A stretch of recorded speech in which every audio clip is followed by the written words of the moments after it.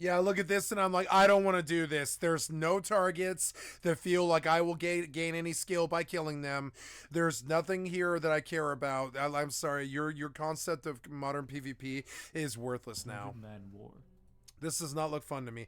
It's like a bunch of blob and it's just stupid. Don't even get me started on server lag, by the way. I thought BDO had terrible desync until I played New World whenever there was more than 100 people in the same area. It is borderline unplayable. I might have to end the stream early. Dude, this is like unbearably laggy. Over 100 ping. Yeah, I didn't notice the ping. We gotta go north. Like Or no, I have to go north to the horse thing. Yeah. Every time when you face the floor, it goes up. Look. New World's servers are almost like a bottleneck to the game's potential success. No matter how good they make this game, it's gonna always feel like shit when the game is alive. My most fun times in New World PvP was when the game was half dead or dead, because the game was actually lag free. Can you imagine that? Alright, so we've gone over general balance, we've gone over gear, and we've gone over the servers. Let's get into some specifics. For a certain while, I said the game was taking 2 steps forward and 1 step back, which is still progress obviously. Recently though, it feels like they're taking 1 step forward and 2 steps back. The new movement system is probably the biggest example of that. They ruined combat fluidity completely. New World combat was grounded and predictable. When players fought each other, it was almost like a dance. There was a sort of rhythm you had to keep track of. That's all gone now. The new movement system turns this game into an arcade. Even just setting all the current bugs with it aside, the biggest problem with it is the way that your actions are now completely unpredictable. There are no more body physics. You can do a 180 attack without actually aiming, you can do circles, weird movement tech, and just a ton of goofy shit. That's the perfect way to describe it. It's goofy and cheesy. Oh, but it's optional, right? So it's fine. Even worse, dude. Now the game has to be balanced around multiple different movement options.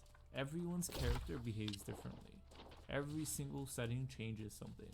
No one is actually using these settings because they think it's better designed. They're forced to use it because it gives them an advantage in PvP. So if they stick with the old movement system, then they're essentially playing at a lower playing field than everyone else using it. I don't know what they were thinking of this. Now, this next one is probably going to be my most controversial opinion, but you know who it's going to be controversial to? The current dead player base who's been normalized to it, and the people playing these builds. Why are healers tab target in an action combat game? Yep. Just why? You know what the best healers do in this game? They raise their DPI to 6,000 and learn every movement exploit in the game. You know why they can do that and other people can't? Because they don't have to worry about aiming and the way their character is facing. The game does all that aiming for them. It does all the thinking for them. And I'm not saying they're OP. I'm saying that PvP when healers are involved is just not fun. I've done countless arenas and OPRs with just all DPS, and I'm sure you guys have too. Do you agree with me that it's more enjoyable when there's no healers at all? The second a healer gets involved, even if both teams have one, it gets boring. You basically turn off a specific portion of your brain. Or actually, I know the best way to describe it. You can lean back. I genuinely believe that if New World didn't have any healers, the game would be more fun. Oh, but the healing system that they do have is garbage. Dude, it could be so good, but it's not. It's terrible. You just sit in a sacred and spam attack the boss. And then every now and then you dodge a one-shot mechanic. I don't want to get too much into PvE, but I'll say this. Have you guys seen the co-op Elden Ring mod? No. Imagine if New World PvE was like this, instead of being this. Let me know if you agree with all this, by the way, because I feel like there's a huge stigma in the community. Wait, like, it's more like what? The boss. And then every now and then you dodge a one-shot mechanic. I don't want to get too much into PvE, but I'll say this. Have you guys seen the co-op Elden Ring mod? Imagine if New World PvE was like this, instead of being this. Oh, yeah. I wonder, is there servers on that co-op mod? Is there servers that you can just connect to other people? Because that would be fucking amazing. You just, like, sync up. No, I haven't seen the co-op mod. Let me know no. if you agree with all this, by the way, because I feel like there's a huge stigma in the community where if you're caught complaining about healers, then that means you have a skill issue, which clearly isn't true because I'm saying it. But regardless, these are all pretty valid reasons I say that PvPers are leaving and they're not coming back.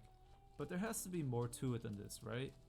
Because there's always been lag, there's always been balance issues, there's always been clunky movement. Well, there's a few key factors you have to keep in mind still. New World was released during one of the biggest MMO droughts we've ever had. The only other new MMO, or I'd say big MMO release that was relevant, was Lost Ark. So if they actually made the game good in this 2 to 3 year drought, there was a very high chance it would have became a top MMO. But now, New World's time to shine is almost over. The MMO drought is about to end this year. We're going to get a lot of good releases, and we're also going to get a lot of trash releases. But you know what's interesting? People would rather play the new and popular trash game over the old and dead trash game. Yeah, that's true. That's just how things work. And so the dreamers I was talking about earlier, they know this. At a certain point, an MMO runs out of second chances, and I feel like that's happened with New World already. People's eyes are on new games. The dreamers have something new to dream about. New World is unfortunately out of the picture, no matter how good it gets in the future. Their loyal audience is gone and isn't coming back. I'm gonna leave this with a closing remark. New World is an MMO with bad PvE and good PvP potential. Nope. But the developers have Bad fallen for the PvP, usual curse good of PvE believing that there are potential. more PvE players than PvP players. So they've completely disregarded PvP because of that. When every single MMO out right now has abysmal PvP, of course there's going to be no PvP players. The entire market is cursed. None of the MMOs out right now should be used as success stories at all. Maybe one day we'll all be playing an MMO with good PvE and good PvP, but I think it's going to be a long while. You can make a PvP or do PvE every single day, nobody will complain. But the moment that you make a PvE or do PvP, oh dude, the game will be shut down. They are like cancel culture. Like if a PvPer needs to do PvE, they're like, oh, I have to do PvE, fine, right, sure, let's get on with it. But if a PvEer needs to do PvP, they're like, oh, how dare you? Why are you forcing me? I come into the game to enjoy the nature. Thank you for watching, and I'll probably see you guys in the next trash, the popular MMO. Wow. Dark. Doomer. I love watching that grenade go off. It's so fucking awesome.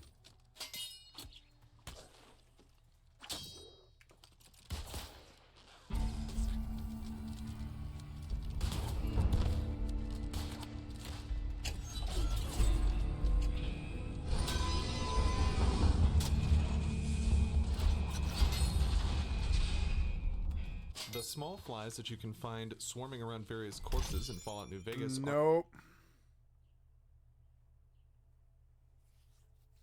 Back. The Ted Nye Vision BetterHelp scandal. The story of Pillars of Eternity supercut. I asked game devs how to fix Starfield.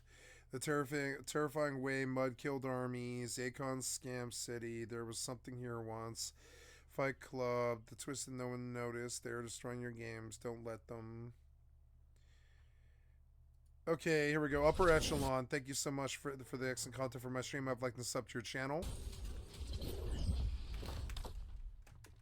This video is brought to you by Incogni. Stick around to hear more about the special offer they're providing to the entire Upper Echelon community. Alright, this particular video comes at a bit of an inopportune time. See, the concept of them destroying your games could refer to a lot of things, especially for those engaged in the political side of gaming commentary, but for the sake of clarity here, I'm talking about publishers, and I'm also not hovering on the brink, metaphorically speaking.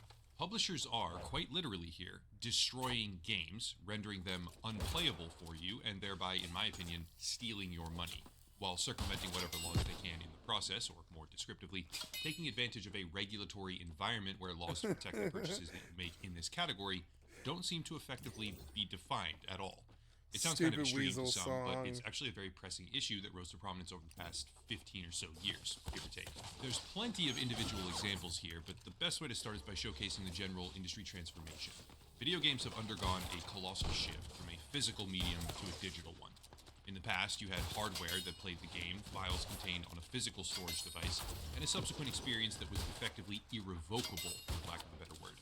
But now, the transition has been made to an almost purely digital medium, even so far as an open acknowledgement that the physical world of distribution for video games will probably die out completely. Simultaneously, the industry is also witnessing a genre shift.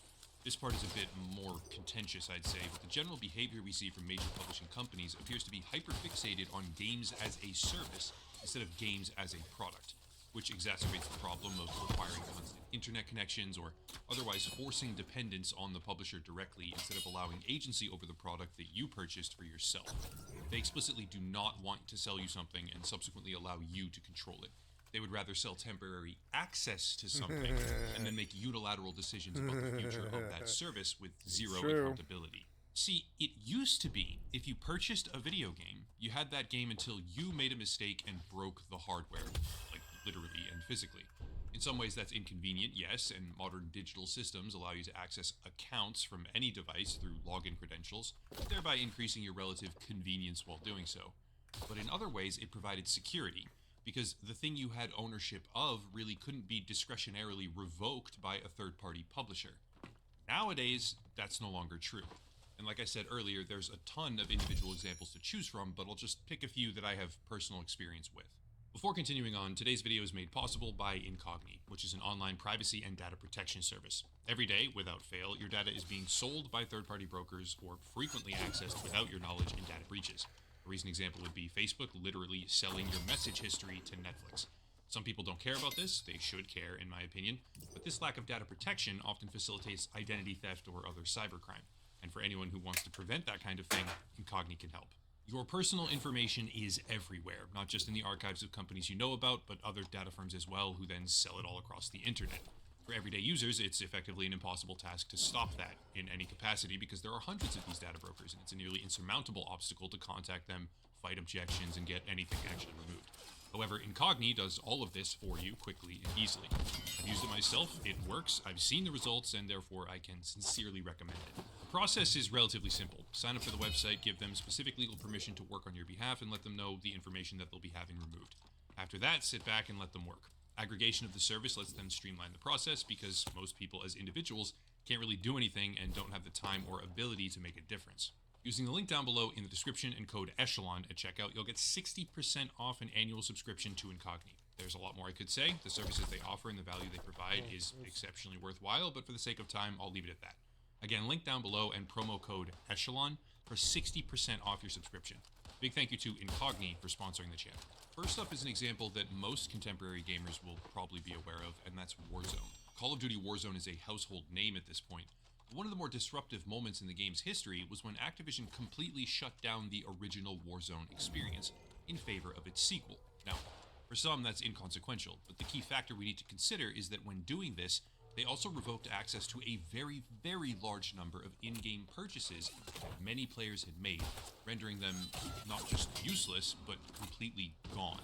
Some people were upset, others weren't, but the idea of purchasing something you want to use and then having it be rendered completely useless by the issuing company at any point in the future that they arbitrarily choose with no communication to you about it if they don't want to, well, it starts to feel kind of strange. Let's move on to EVE.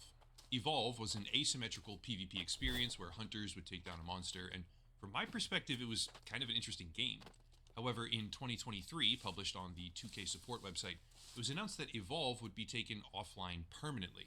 The servers would be shut down, and the thing that people spent their money on would cease to function properly. Sure, certain components of the game would still function, but after a very long back and forth with the fan community, 2K would now be destroying the ability for players to engage with each other, even on peer-to-peer servers, which had previously been supported, marking the removal of a product function that people had paid for, simply because the company decided, we don't want to deal with this anymore.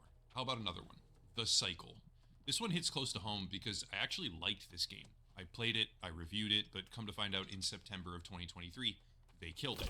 Steam is actually full of reviews where people are lamenting the fact that it's gone, and sure, it was technically free to play as an experience, but they had microtransaction bundles from $10 all the way up to $100, and everything you purchased is now entirely useless, regardless of what it was or how much it cost. I can go a little bit more rapid fire here, but the examples of what I'm talking about are everywhere.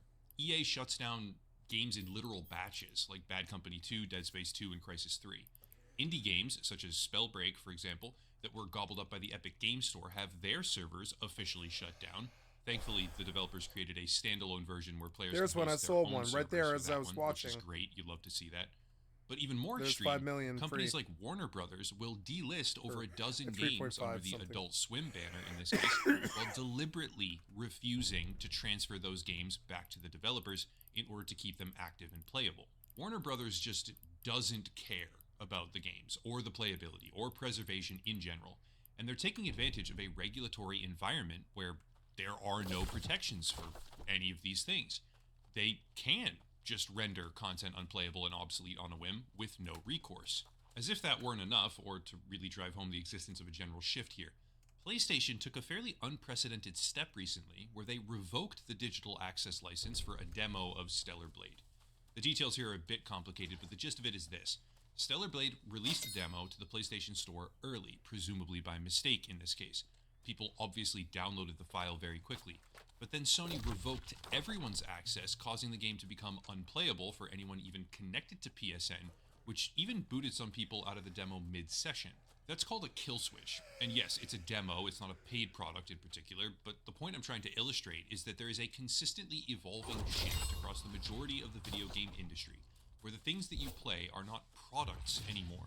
You do not own them, and they can be either shut down, revoked, or transformed at the sole discretion of a publisher without warning, rendering the product unplayable. That's or what's about to any amount happen of to content you almost spent all the money on games I completely play void. except EvE. That is a disturbing prospect. only to me, one and is EvE. It simply did It's not about to happen to a couple WoW. decades ago. It's One about more to happen to example, which then becomes the 76. jumping off point for what Like, can you do he's to making stop a it, really because good the strong fantastic point. It's about to happen to 76 in a major way. What happens to 76 when they don't want to do the servers anymore? Do we all just suffer? Do I suffer for being a 76 fan? Is that the plan here? What happens to New World when it shuts down? What happens to ESO when it shuts down? What happens to Final Fantasy XIV when it shuts down? All that stuff. I have all these points in focus. Do I? I think I want to respec. I don't know why I have points in focus. Must get his dex and int. So we'll pop the dex and then run the ints into equal dex and int. Yeah. 328. If I take it out, it's 338. Yeah, because the int.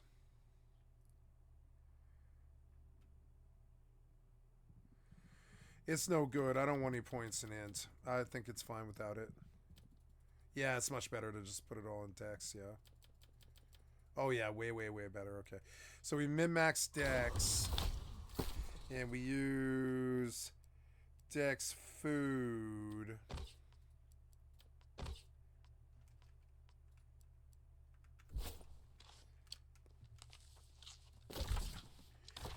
I should go feed my horse on my main.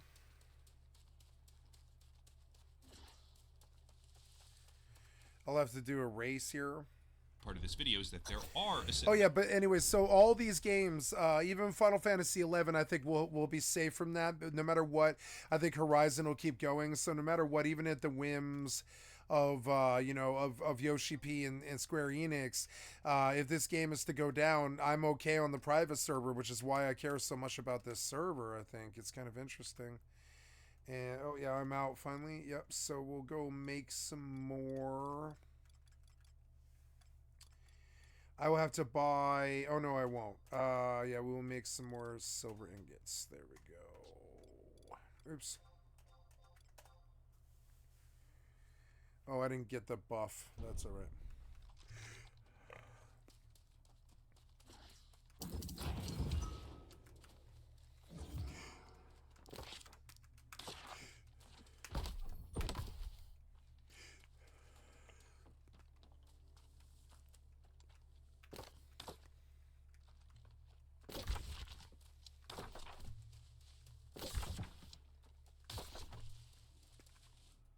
actions that you can take thanks to a dedicated YouTuber named Ross who runs a channel called Accursed Farms.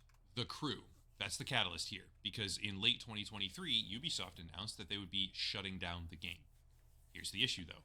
The Crew is actually a very large, very successful game, or it was over the span of its lifetime, which means there's a lot of people who own it, a lot of people who played it, and a lot of people who enjoyed it. That's a perfect storm, because Ubisoft is also headquartered in France, not the United States, which helps in terms of consumer recourse.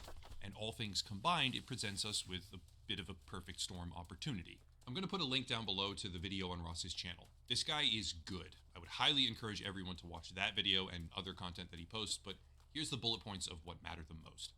Ross worked very hard, consulted legal experts, and hunted down specific complaint portals all over the world. You know, it's weird. It's something I've noticed that they do, and it annoys me, is I don't go look anymore when they say, I have linked the artist that I'm stealing from below, and you can go see it in the comments section.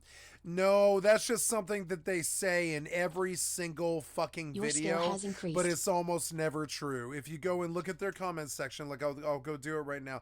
Now, maybe he actually, like in this particular case, this guy strikes me as the sort of type who might actually have linked the video. But when you go and look at the video, oh no, go away. Oh, no, here we go. So he did. He put Ross's video up there. So we'll go watch this now. And then we'll come back to this one. Hi, I'm Ross. Hello, Accursed Farms. Thank you. I've liked and sub to your channel. This was loud. I'm going to turn it down. And I enjoy video games. Or a lot of them. Yeah. I also enjoy owning things. Yeah, you know, me too. like things in my hand or my immediate vicinity that I use frequently. When I walk down the street, I like how people don't usually run up to me and try to take the clothes off my back, because it's generally understood by society that those are mine and belong to me. But see, just by me saying those things, we already have a problem. Yeah, you can probably see where this is going. The video game industry has a lot of problems. Like, a lot of problems. I think regulators have no idea, actually. But there's one problem in particular I've been hating for decades, and it's getting worse and worse. And that is destroying video games so that no one can ever play them again. And I don't mean your brother sticking a disc in the microwave so that your copy is destroyed. I mean everyone's. There's a really specific way this happens. Just as a quick refresher, for most of gaming history, this hasn't been much of an issue. Most games contain the code that interfaces with the hardware and run the game, and that's the whole story. Now, for online multiplayer games, it's a little different, where a lot of the older ones will let players host the server that runs the game, then other people would connect to it, or sometimes give you the software to make that server a standalone thing and connect to that. But over time, more and more companies decided, hey, instead of letting the player host the game, what if we did it instead? Well, there are pros and cons to that, but that can be a valid approach, in theory. But here's the problem. The games industry has a horrible track record of maintaining its own games.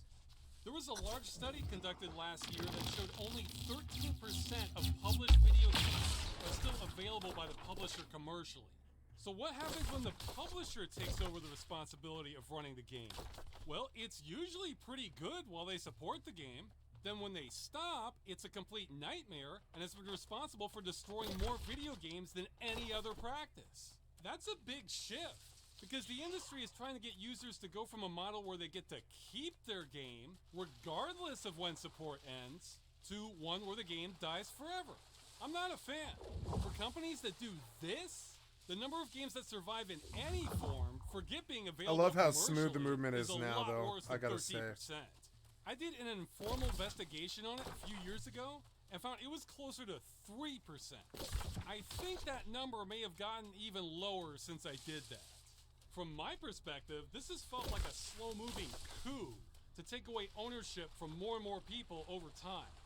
So video game publishers are making billions selling you a game as a good, not telling you how long it will last, purposefully killing it later so you're left with nothing, but then they get to keep your money. Now don't confuse this with rentals. Rentals are sold as a service and tell you exactly how long they last. A customer who rents something is informed. Video game publishers don't want that, because they know if they put on the box exactly how long the game will last, then that will hurt sales a lot.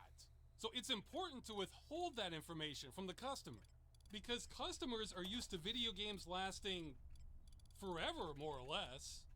You could have bought games from the 70s that still work today. You could have bought games from the 90s with online multiplayer. Not anymore. If you bought something from 2004, you can't play it anymore today, I don't think. Not unless you got the 360 sitting there with the internet connection. And yeah, and it's like kind of crazy. And it's like, yeah, games that you bought in the 70s still work.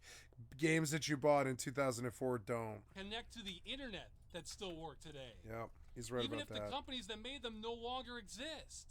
But a lot of publishers like to place modern video games that are designed to die, but they won't tell you when, right alongside ones that last forever, so they can try to cash in on customer confusion.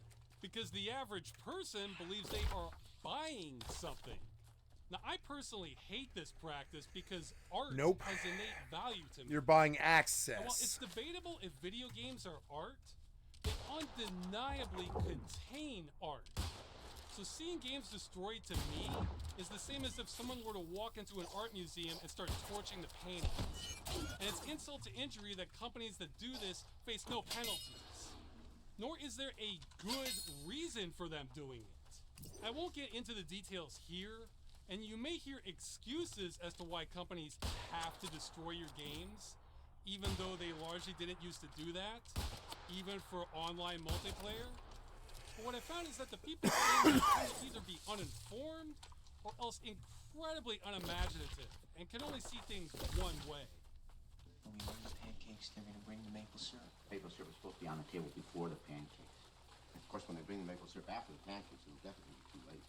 How's that going to be too late, huh, Brent? Yeah, talking with people who defend this practice can feel a lot like that. I'm reminded of when Microsoft was sued by the Department of Justice for bundling Internet Explorer with Windows, and Microsoft claimed it was impossible to separate it from Windows 98, even though it wasn't even with Windows 95 when it launched. And through the power of hindsight, they actually did remove it from Windows years later. So it was possible earlier, it's possible in the future, but it's impossible right now because the company has spent a lot of time trying to make it difficult. That is such a good analogy for what is happening with games. You have no idea. Anyway, no matter how you look at it, this is such an obvious assault on consumer rights. And in any other industry, a company destroying what they sold you would be illegal. If only there was something we could do about this. Well, as it so happens, we have the best opportunity ever to take action on it. A few months ago, the company Ubisoft announced it was shutting down a game of this nature called The Crew. Now, The Crew, I think, is a flawed but remarkable game, but none of that matters here. What matters is it had at least 12 million players, so this affects a lot of people.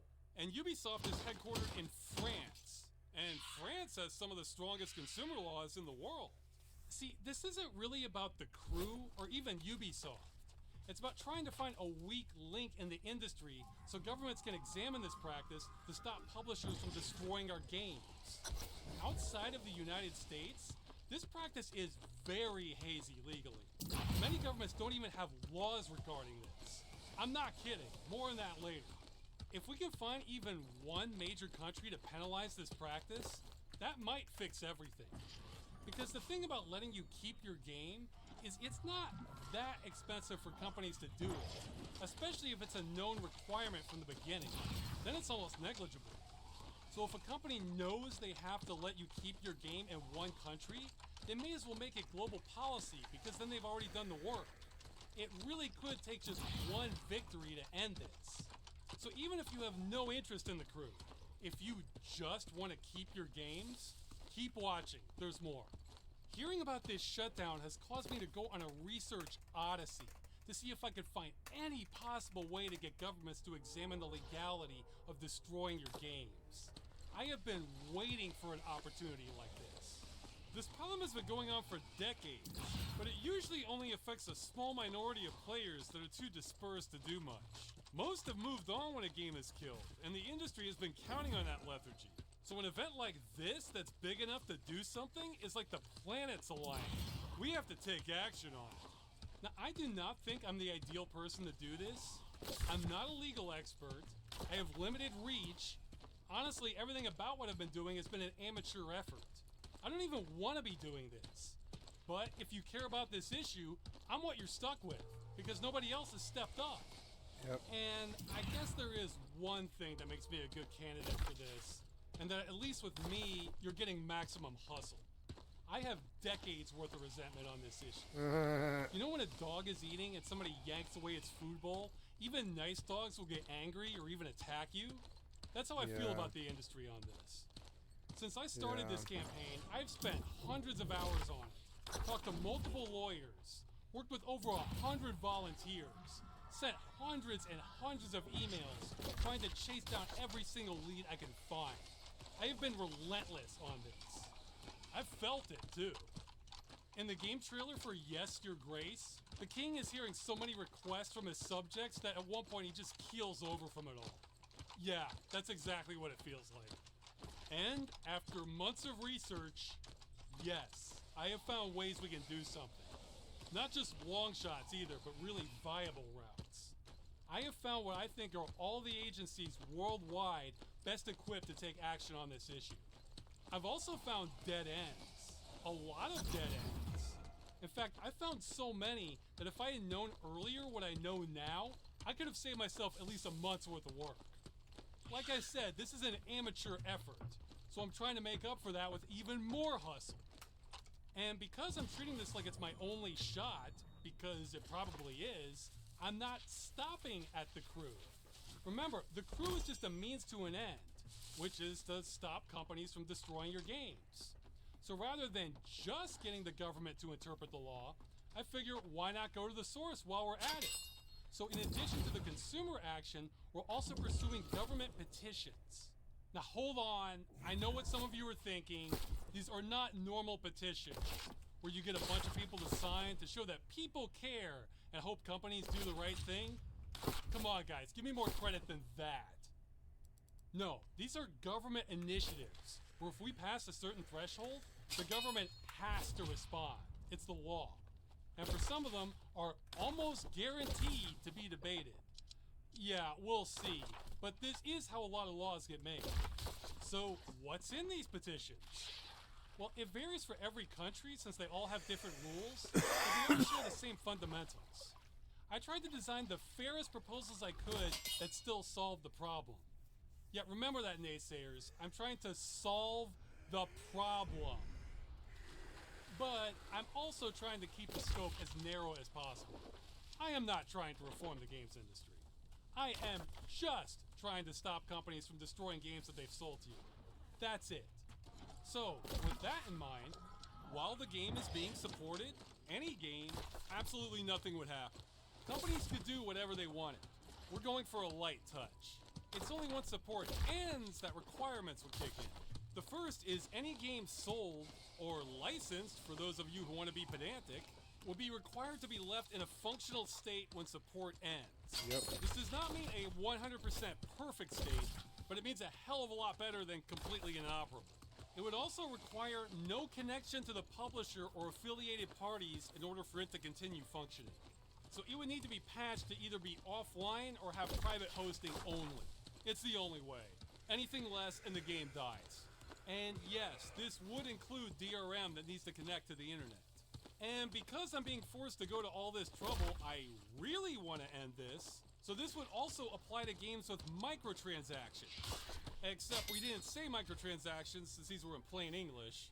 So this would cover free-to-play games. Because if you've been sold something like a virtual horse, but then the publisher destroys the game, well, now you can't access your horse. I've been told undisturbed possession is a term for what I'm talking about here.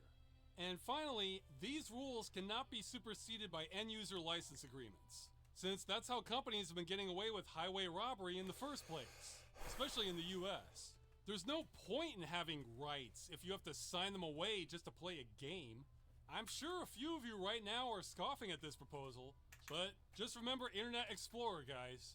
It was impossible. And that's it, pretty much. Now, one thing we left off the table, but it's kind of an open secret we'd be willing to compromise on, or at least I would be if a company doesn't fix the game, but they give you all the information, tools, software, and so on so that a programmer could be reasonably expected to get it working again. Yeah, that's an acceptable substitute. Though the resentment some others had helping on this was strong, and they didn't trust companies not to abuse a provision like that. And they could be right, so we left it out of the proposals. We also left out this applying to all software and restricted it just to video games. Now don't get me wrong, I personally think all commercial software should have these provisions also, but this is already such an uphill battle that expanding the scope would invite many more enemies and weaken our odds. Remember, I am single issue. The point is, even if you don't own the crew, you'll still be able to do something if you live in one of the countries where these petitions were launched. This is a multi-pronged attack. I have prongs for everyone. Well, no, but a lot of people. It's complicated. Remember a while back when there were so many versions of Watch Dogs for sale that somebody made a spreadsheet on how to buy the game? It's not that bad, but it does have a lot of variables. What I've found is that what people can do varies on where they live and whether they own the crew or not. But even then, it can still be confusing. So I've seen it as a priority to make this as easy as possible for everyone. To that end, I've been working with volunteers to launch a website to do just that. StopKillingGames.com. I hope you can remember that name. It has the 2 G's there back to back. That might throw some people off. It's a multilingual website that can easily steer you exactly where you need to go to have maximum impact. Some people can do multiple things, so I even tried to prioritize your options a little bit. In fact, you can even just stop watching and go here if you want. There's nothing else you have to know that's not on the site.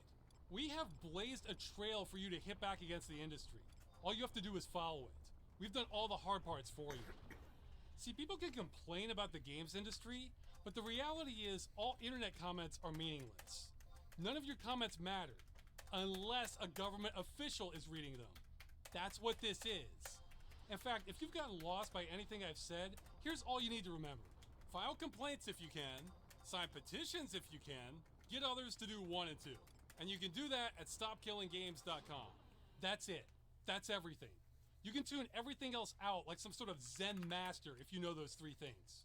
But maybe you think I'm exaggerating what we can do. Well, why don't you judge for yourself? Since no one else has stepped up on this issue, I'm assuming command to play general on this attack. So, you want to see my battle plans? I'll show you my battle plans. This could take a little while. Okay, Future Ross here. Some bad news. Like I said, this is an amateur effort, so even though some of these petitions were submitted weeks ago, at the time of this recording, we're still waiting on all of them to open up for signing. So here I am making a hype video to go send everybody to the right place, and they're still not ready yet. Oh, I never turned in to get my we're XP. Just waiting on governments. So this is kind of a nightmare for me. I guess well, I'll go do that now. We're moving forward anyway. We do have links to where they're going to show up, though, so that's something. Okay, battle plans. Now, before we get into regions, the first option is worldwide, and it's eligible for literally anyone who owned the crew. Yeah, anyone. Aren't you glad I cleared up those dead ends? Although it does have a critical flaw that can't be avoided. See, the option for all owners of the game is to contact the DGCCRF, France's National Consumer Protection Agency. You go through this website here. They accept complaints worldwide, but there is a catch. The catch is they want everyone to contact Ubisoft first. So that means everyone is going to have to contact Ubisoft support, tell them to fix the game, then when Ubisoft refuses, or 2 weeks have passed, then you can contact France. This is a major setback because gamers are not known for their long attention spans. So asking people to wait up to 2 weeks before taking a second step may ruin us. I may be asking the impossible here, I don't know. This right here could be exactly why the games industry has been able to get away with this crap for so long. Because no one has the attention span for this second step. Some of you can do it though, I know it. Some of you. But let's look at the rest of the campaign, because I am not stopping there. God no. Though remember, everything I'm about to show you can be done in addition to that worldwide step. So there's no one or the other here. And with that, let's start with the outskirts. Australia. Okay, Australia has a two-pronged attack. First, if you own the crew, you can file complaints to the ACCC, and they may do something. There was news not long ago about the ACCC going after the games industry. For God's sake, we need to find a way to piggyback onto this. Don't go after them and ignore customer games being destroyed. Don't do that to me, Australia. But besides that, Australia is also the first of our government petitions. And anyone in Australia can sign these, not just owners of the crew. And honestly, you guys need to hurry up, because once it's approved, we only have a 4-week window. Except, of course, it's not ready yet, even though it's been submitted. They give us a small window, but then don't tell us when it starts. Oh my God. Now, the upside is we only need 50 Australians to sign, but that's nothing. If we show up with 50, they may not take it seriously. I'd rather we showed up with 50,000. It's like a wise game ad once said, there's no kill like overkill. This is the most time-sensitive element of the entire operation. Go sign it as soon as you can. Future Ross again. I just got word from the Australian government that the petition looks fine, but they can't open it for signing until April 22nd or maybe May 15th. They don't know. So they can't even meet the 4-week deadline they're holding us to. What the hell, Australia? Moving on over, next we have Brazil. Now, Brazil is the wild card in all of this. All the feedback I received said their consumer protection agency would probably be ineffective, but having a class action lawsuit very likely would work. Apparently the argument of we sold you a product but we can take it back at any time doesn't fly with a lot of judges down there. Now, at the time of this video, the situation was still in limbo, so this one may or may not happen. If it does happen, however, the cost of a class action lawsuit could be affordable if we have a fundraiser. I was told a 4-figure sum estimate. I currently do not have plans for a fundraiser, but if this looks viable, yeah, we may do one later. Don't worry, 90% of the battle plans still work even if no one spends a dime. Brazil is just part of the attack on all fronts mentality I've been taking. Moving on up is the United States. Warp drive active. Okay, and moving on is Canada. Now, the thing about Canada is the federal agencies can't do much on this issue, so we have to look at the provinces. Okay, the United States. Listen, guys, I want to keep it real with you. The U.S. is the suicide mission of this operation. Unlike a lot of other countries, the laws are not gray on this issue, and at this point in time, it's almost hopeless. Almost. Owners of the crew can still contact the FTC, and I've been given coach points by a lawyer we can tell them to increase our odds to look into this. I am still not expecting a victory here. It's more like I just want to be sure our options are truly dead in the United States before I write it off. I don't want to pronounce the patient dead too quickly. You know how that goes. And hey, don't forget, if you own the crew, you still have that option to contact France directly. In fact, I prefer you do that before you contact the FTC, since it has way better odds. Now, if you're an American and don't own the crew, which is probably the majority of my audience, then I have nothing for you. I'm sorry, guys. I really tried. I just couldn't find anything. Game ownership really is as bad as the naysayers say in the United States. The best I can do is tell you to get the attention of someone else who does qualify to do something. Remember the 3 points. If you're an American and don't own the game, you're number 3. Alright, back up to Canada, and ding ding ding, Canada has our second petition to government. So if you are a citizen or resident, head on over and sign it. We only need 500 for government to respond. But again, let's try to get a lot more than that, eh? Now, for owners of the crew, we didn't check every last one, but the provincial consumer protection agencies look pretty dire. I cannot endorse going through them at this time. It's almost certainly going to be better if you just sign the petition. Crossing the ocean again, we have the UK, and it's a similar story as Canada. The consumer protection options look hopeless. But hey, we have a government petition. If we get 10,000 signatures, government will respond. And if we get 100,000, then it's considered for debate in Parliament. Now those sound like big numbers because they are, but we have 6 months to get them. So I think if I keep campaigning, we can do this. And we move inland to the main attack here. First, let's stop by Germany. Germany is one of the few EU countries where their national consumer protection is powerful enough to act on this, despite Ubisoft being a French company. So this is one of the few exceptions where you should contact the local agency first, then contact France, like everyone else.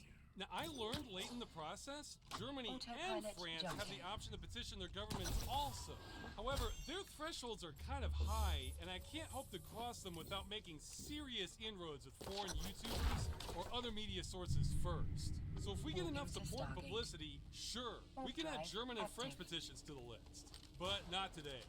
And that brings us to the heart of this, France. This is where our most powerful attacks are. French owners of the crew are the Space Marines of this operation. You have more options than anyone. The more you can do, the better. In fact, most people's best option is probably your weakest. Besides the DGCCRF, we'll also be sending registered mail to Ubisoft as part of summoning a government mediator to take legal action on the customer's behalf. It's almost like having your own prosecutor. Amazing. And just to hit every last stop, French citizens will be contacting the UFC Que Choisir, a powerful consumer advocacy group with a great record of defending gamer rights. And we actually juiced the whole process in France a little earlier prior to April, but that was the special operations phase of things. That part's over now, so don't worry about it. And for the rest of the European Union, this is where most of our dead ends were. Since first I thought people should contact their consumer protection agencies. By and large, no. They tend to only look at national businesses, and Ubisoft is in France. So then the documentation says to contact the European Consumer Center. And no, I don't advise that either. We did do that for a while, but the answers were all over the place. Some said Ubisoft could do whatever they wanted because of the license agreement. Others said Ubisoft was liable to provide the service forever, which is kind of insane. I mean, that's going farther than even I want. But most of them had no idea how to handle this. One clerk said they had never heard of someone make this kind of complaint before. Another one of them said it is unclear if these actions from the company are legally permitted. There is no clear legal regulation for this. So that's from the European Union itself, guys. There's no consistency. Nobody knows what the hell is going on. There's apparently no laws on this. What year is this? I mean, we're still getting robbed. It's amazing game companies have been able to go on for so long existing between the cracks in the law like this, like cockroaches. We need to shine light on it. And on that note, the final lane of attack is the Moonshot, which is the European Citizens Initiative. It's like the other petitions, but way bigger. This one is ambitious. It might actually be delusional for me to attempt this. I don't know yet. But we would need 1 million signatures across the entire European Union for this one. And there are some caveats, so in reality, more than 1 million. However, we will have 1 year to get these. I sure as hell can't get this from my audience alone, but that's a lot of time.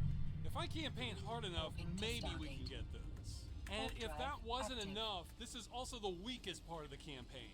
Because while we're ready to go, it takes months for the EU to approve your proposal before signing. So that means there's going to be months delay between now and when this goes public. That is the kiss of death. That means we'll lose most of the momentum from April and I'll have to come out and campaign for this again months from now. This one may be a bridge too far, I don't know. But again, this is me attacking on all fronts. And that's the campaign. We have up to 11 fronts of attack, with maybe 13, though in reality 3 of these are pretty iffy. But the rest are relatively solid. This is happening, guys. This strategy is my absolute best effort as an amateur. Now, I'm biased when I say this, but if you care about not losing your games in the future, this is the best chance you're ever going to get to do something about it. As far as I know, no one has ever challenged the legality of game destruction, and certainly no one's attempted it on this scale. And I can't say by how much, but this is going to get bigger too. In fact, the next phase after this is to essentially spam myself on the internet to try to get more attention on this. I'll do interviews, appearances, just try to get people to make Twitter posts, whatever. I don't really want to do that, but if that's what it takes to end this, I'll do it.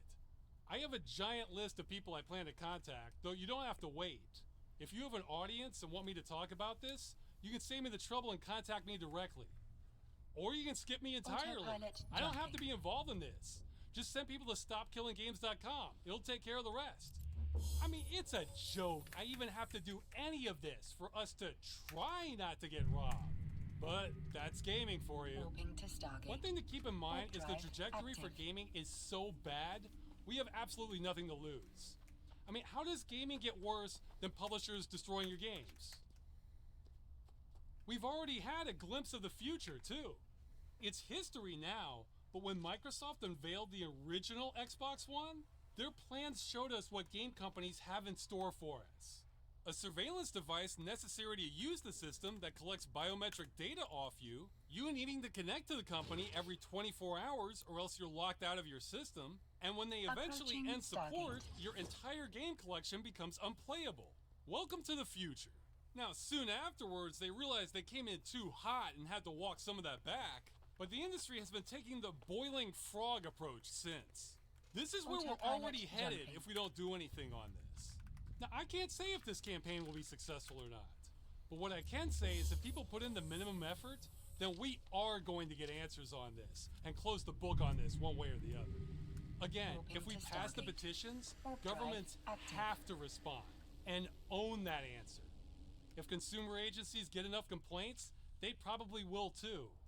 We won't have any more of this no clear regulation crap. I can almost promise you that much. Plus, if we win, can you imagine how good it will feel in the future knowing all your games are safe and you only have to think about whether you Approaching like the Stargate. game or not? That's my vision of gaming for the future. It's a little different from the industry's.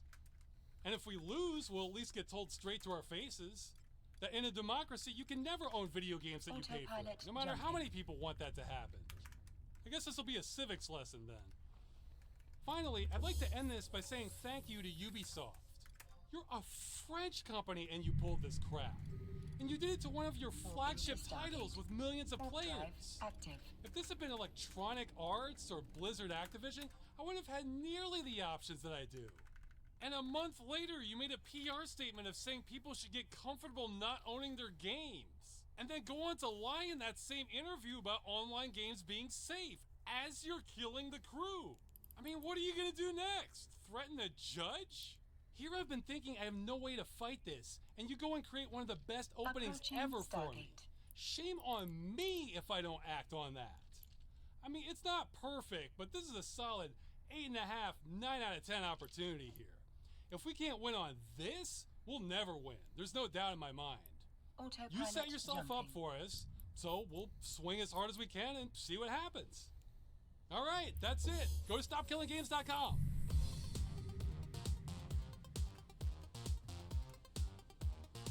Warping to Stargate. Warp drive active.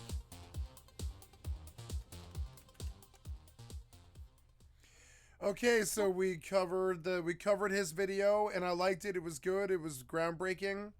And then we come back to what else this guy had to say. We just kind of we're just chronologically, covering the videos. I hadn't seen the source material that all these people are quoting about the crew, but that's it. That's the source material about the crew.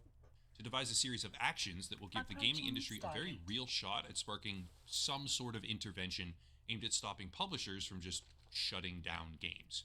This is the most comprehensive effort I've ever seen on the topic. He's got a very well laid out website called stopkillinggames.com with 2 G's between killing and games, which is also linked down below, importantly. And he's done all the legwork needed for viewers to help as quickly and conveniently as possible. It is very easy to take action right now.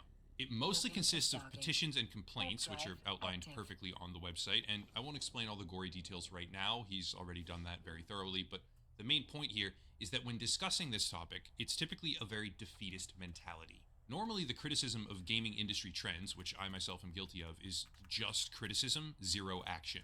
But thanks to Ross, we have an actual shot at making a difference right now, so this is no longer a simple display of hollow criticism, it's a call to Approaching action. Stargate. Video games are shifting to a purely digital medium, but with that, in conjunction with certain trends like live service games, always online servers, etc., with that, they are increasingly vulnerable when it comes to planned or deliberate obsolescence. Games are no Autopilot longer jumping. being made as products. They are often being made deliberately as services.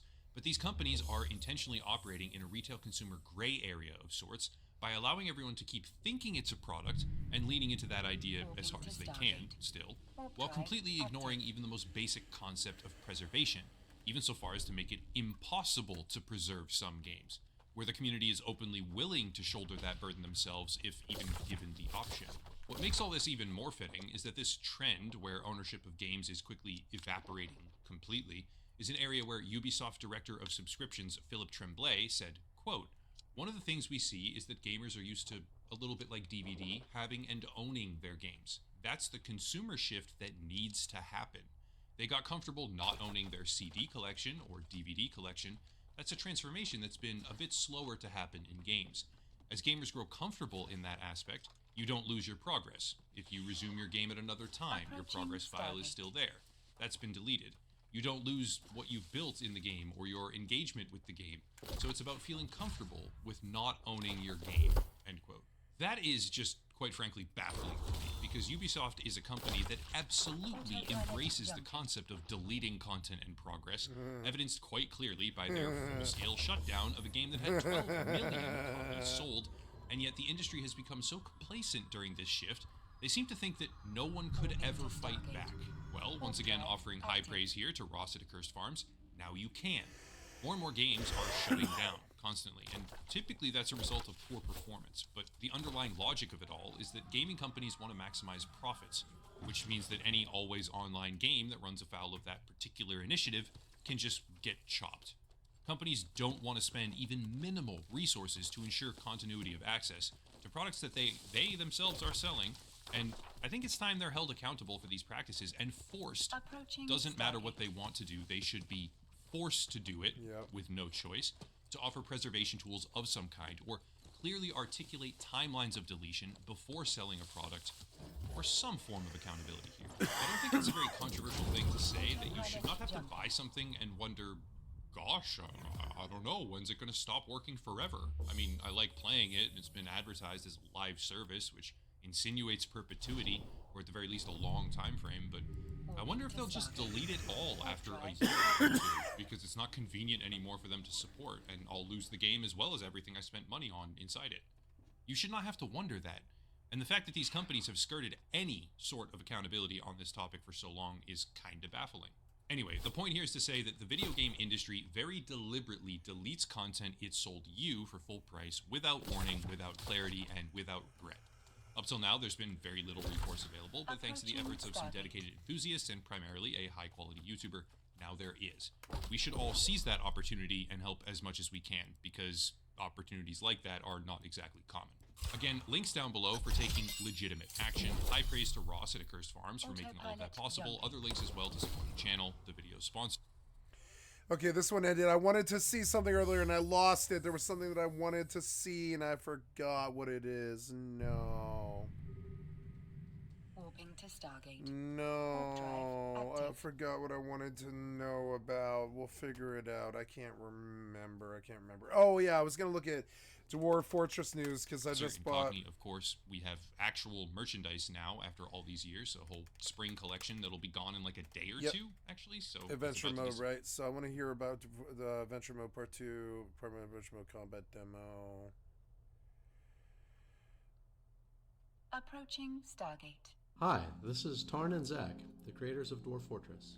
Here we're in this cool fortress with the dwarf Vukar working on an artifact, and he's made Kasha Zunal a gold ring for his family. And now I'm going to retire this fort because I want to hold this ring in my own hand.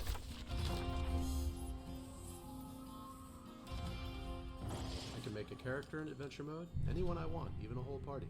Warping to Stargate. Let's take this one. Warp drive active. We can explore sites, fight monsters, join a faction, or go off to an old fortress to steal our ring. I've arrived with my hippo friend. We're pretending we belong here, sneaking down into the darkness. And there's the workshop. Let's grab the ring. There's a huge map to explore.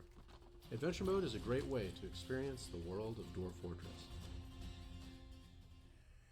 Yes, I was gonna look into when is Dwarf Fortress Adventure Mode, right? Hi everybody and welcome to Adventure Mode. I know the game might look slightly different, but I assure you it's the same video game under the hood. We're gonna generate a new world. This is version 47. Please don't run away screaming, I know it's ASCII. We will be playing more. Hello everybody and welcome back to another one of those videos where I talk about updates on Dwarf Fortress coming from Toady1 and KitFox. Now, while we have a patch to talk about today, we also have a big announcement, and I'm just going to get that out of the way at the beginning. Dwarf Fortress Adventure Mode is going to be going into beta on April 17th, which is also Tarn's birthday. Apparently, it was his personal goal to get the game ready for that date to a point where it is in a shippable enough state to put it out in beta. This will be going out in the beta branches, similar to recent patches. After a couple of weeks, supposedly, it'll then move forwards into the main branch. So, as of April 17th, we will be able to re-experience or experience Adventure Mode either for a second time in a new coat of paint, or for a first time for many of you, I'm sure. Let's dive in. Hi, Jurists. KitFox writes, we are less than a month away from April, which means Adventure Mode launch is just around the corner. Time flies when you're developing fun, and we wanted to share our launch plans with you as they will be a little different from what we did with Fortress Mode. The beta for Adventure Mode will open on April 17th, which is Tarn's birthday. Anyone who owns Dwarf Fortress on Steam will be able to access the beta. Adventure Mode will fully launch a few weeks later on the main branch, and we will be announcing the official release date as soon as we can. We hope that this will give proper time to iron out the major bugs while giving you a chance to play right away. So I'll talk about this a little bit more, but first we're going to cover the patch itself, and I'm going to kind of throw in some commentary on the patch. So patch 50.12 is kind of the big interface patch. It's the patch that Putnam has been working on while Tarn has been working on rebuilding Adventure Mode. The goal of this patch was to make a lot of the UI more usable and add a lot of functionality that people have been asking for to certain menus, things like searchable screens for the dwarves and better sorting on other screens, as well as the ability to, actually add dwarves into the military by just simply typing in a name. So let's read KitFox's blurb. After a few extra weeks of beta testing, patch 50.12 is finally live. Thank you to everyone who tested the update and sent in bug reports. It was very helpful. This patch brings many improvements to sorting and searching in the menus, as well as a ton of bug fixes and additional keyboard support. And llamas are also now able to pull wagons because they are now pack animals. And let's dive into the patch notes. Although they did actually forget something in the patch notes, which I confirmed is actually in this version, even though it's not in the patch. So let's dive in and we'll talk about the thing that's missing. New stuff, the ability to sort lists from creature and task menus, kitchen interface, and searching and sorting. I'm not super thrilled on the kitchen interface. Okay, so we got a date there. There's one major issue, which is it only shows... Which was the information that I came to look for, and this stuff I don't care about the rest of this. So the 21st is when I expect to play Dwarf Fortress. I could start in and start a Fortress mode now, but my interests about... My interest about Dwarf Fortress is in Adventure Mode, not in the Fortress mode. I don't really care too much about the Fortress mode, frankly. It's not really what I'm looking for. Dwarf Fortress in a little bit here. We're going to leave you on medium. We'll put you up to high so there's more stuff to do. We'll put... actually, no, we'll leave that there. We'll just increase the number of sites. Beasts will leave. Savagery will leave. Mineral occurrence is irrelevant. And go. So this is the new region, which is the Ever-Seeing Land, and we're going to go on adventures here. This is we're in the Golden Age. We're going up to year 250, I think. That's interesting. Cool. Region 4, Adventurer. So Adventure Mode, like I've talked about many times, is kind of the glue that sticks everything together, right? It is the overarching kind of structure of the game that brings in a lot of features that Fortress Mode feels like it's missing, because kind of the way Dwarf Fortress, in my opinion, is intended to be played isn't the way a lot of people are playing it right now. Most people who are playing the game on Steam currently are playing it as just a city builder, right? Which is fair. That's how a lot of people have always played it.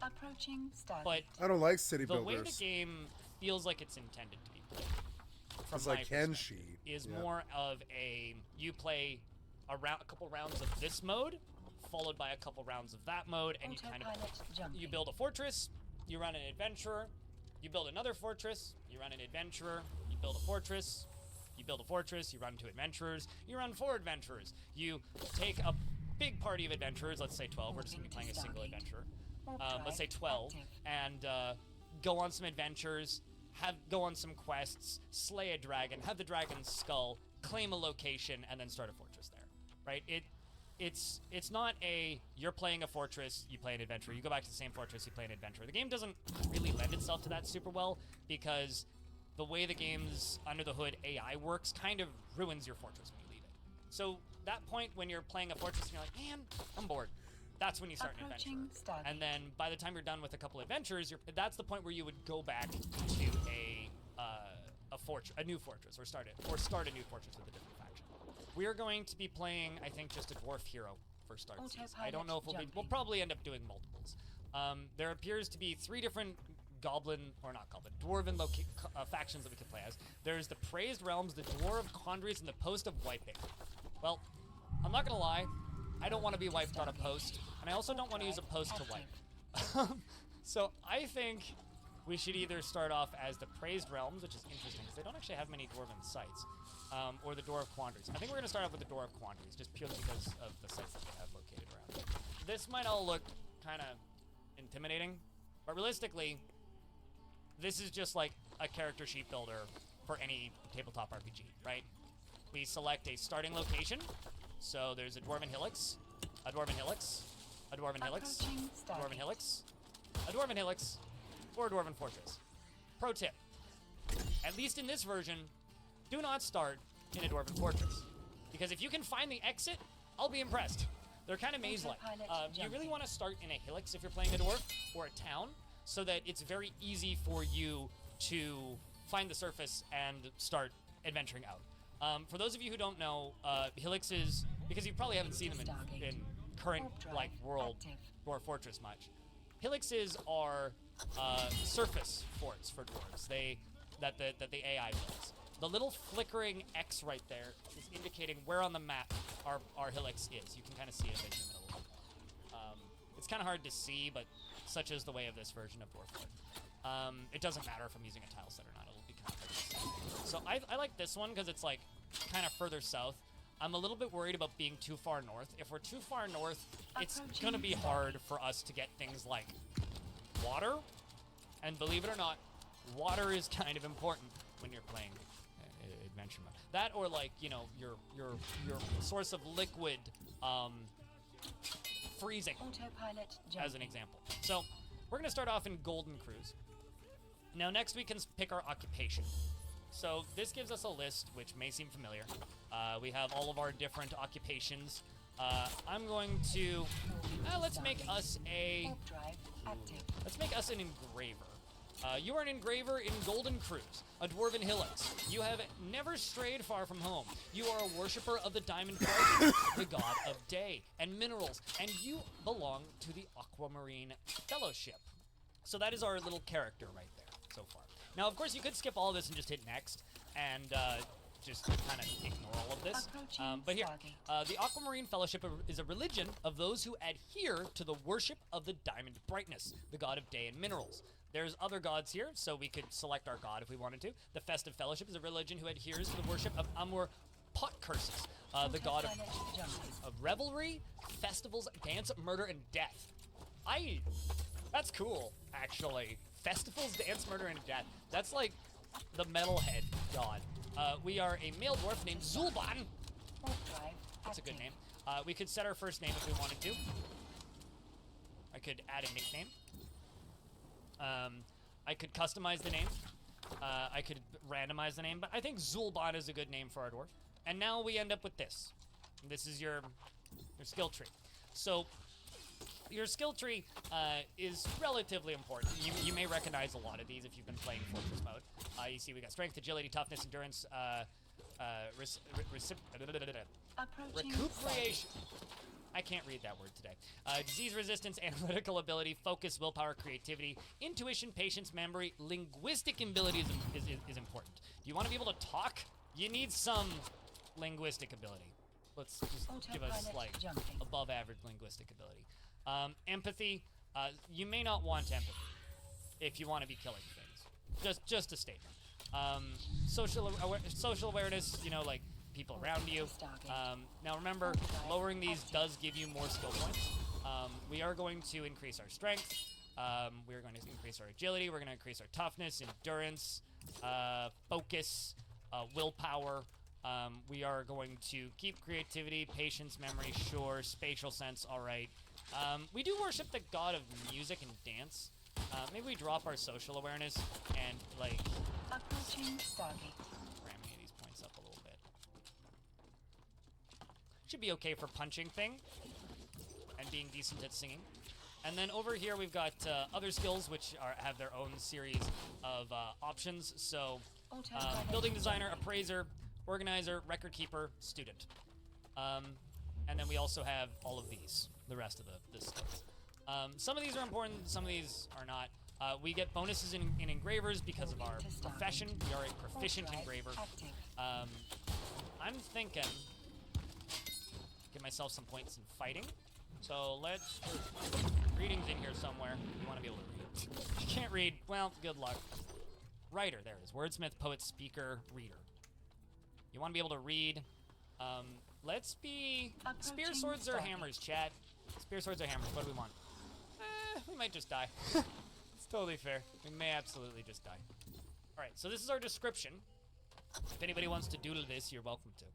His hair is straight, his medium-length sideburns are neatly combed, his very long mustache is arranged in double braids, his very long beard is neatly combed, and his short hair is neatly combed. His somewhat narrow, tall ears are splayed out, and he has a narrow nose, which is extremely short. He has a broad chin, and his eyelashes are quite long. His eyebrows are somewhat high, and his brown skin is slightly wrinkled. His amethyst eyes are close set, and his hair is gold with a touch of gray. Make a large party of weak goblins and see who survives. We're keeping it simple for starters. I'm assuming that most people here have never seen adventure mode before, so when you make a large party, when you take steps, they're all talking and doing stuff between each other, which pops up on the screen constantly, which in my opinion is going to make it kind of difficult to follow. So my goal for this stream is to just make adventure mode as easy to follow in an ASCII setting as possible. And this is our personality. You can see our needs and wants. His personality sees competition as wasteful and silly, and he finds the pursuit of knowledge to be a waste of effort. He dreams of raising a family, and he lacks confidence in his abilities and has an overinflated sense of self-worth. More likely we'll be punching random wild animals. I might not even venture into a kobold cave off the bat. Okay, so this is our personality. He sees competition as wasteful and silly, finds the pursuit of knowledge to be a waste of effort, and dreams of raising a family. Lacks confidence in his abilities, has an overinflated sense of self-worth, desires little for himself in the way of possessions, and forms only fleeting and rare emotional bonds with others. Often feels discouraged and does not often feel lustful. Aside from that last bit, this kind of sounds like me. Doesn't try to get things done perfectly and doesn't really easily hate or develop negative feelings. He could be considered rude and he can handle stress. He tends to be a bit stubborn about changing his mind about things and occasionally overindulges. So aside from the lustful bit, this actually does sound like like others in his culture, he holds class worship to be of the highest ideals and celebrates talented artisans and their mercenaries. We have a moderate need to drink alcohol. We have we need to admire art. Okay. I will watch a how-to basic video on that. We need to be with family. That's a moderate need. We need to stay occupied. We need to eat good meals, and we need to craft objects, which is a strong need. And we need to be with friends and practice skills. If you notice your character in adventure mode is crying, it means you probably need to complete one of those needs. What do you do if your character IRL is crying? Well, then you're either euphorically happy or extraordinarily upset, and maybe go get a tissue. Alright, so, now's the part where my brain I've never joined the Marauders before the green. Used to, when I was learning Dwarf Fortress originally. So we have a Copper Warhammer. We have 255 points. I think I'm just going to get rid of that Warhammer immediately. And, there we go. New N. That's what I was looking for. Perfect. Weapons. Warhammers. Let's just give us a silver Warhammer.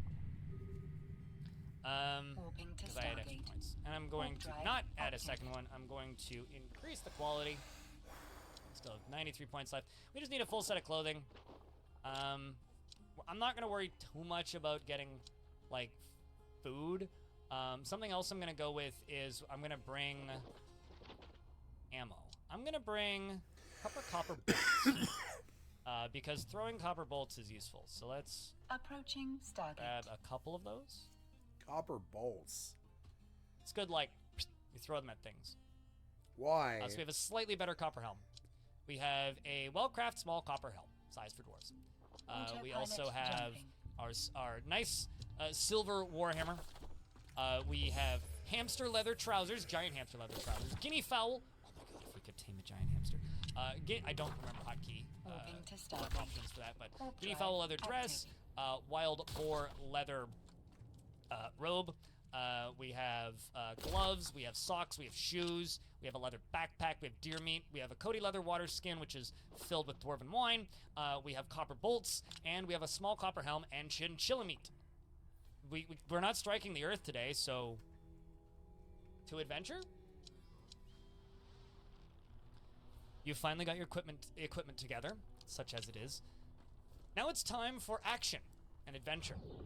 In the rush of excitement, you've forgotten where you were going to go. A foolhardily soul might try to rescue the children that have been kidnapped.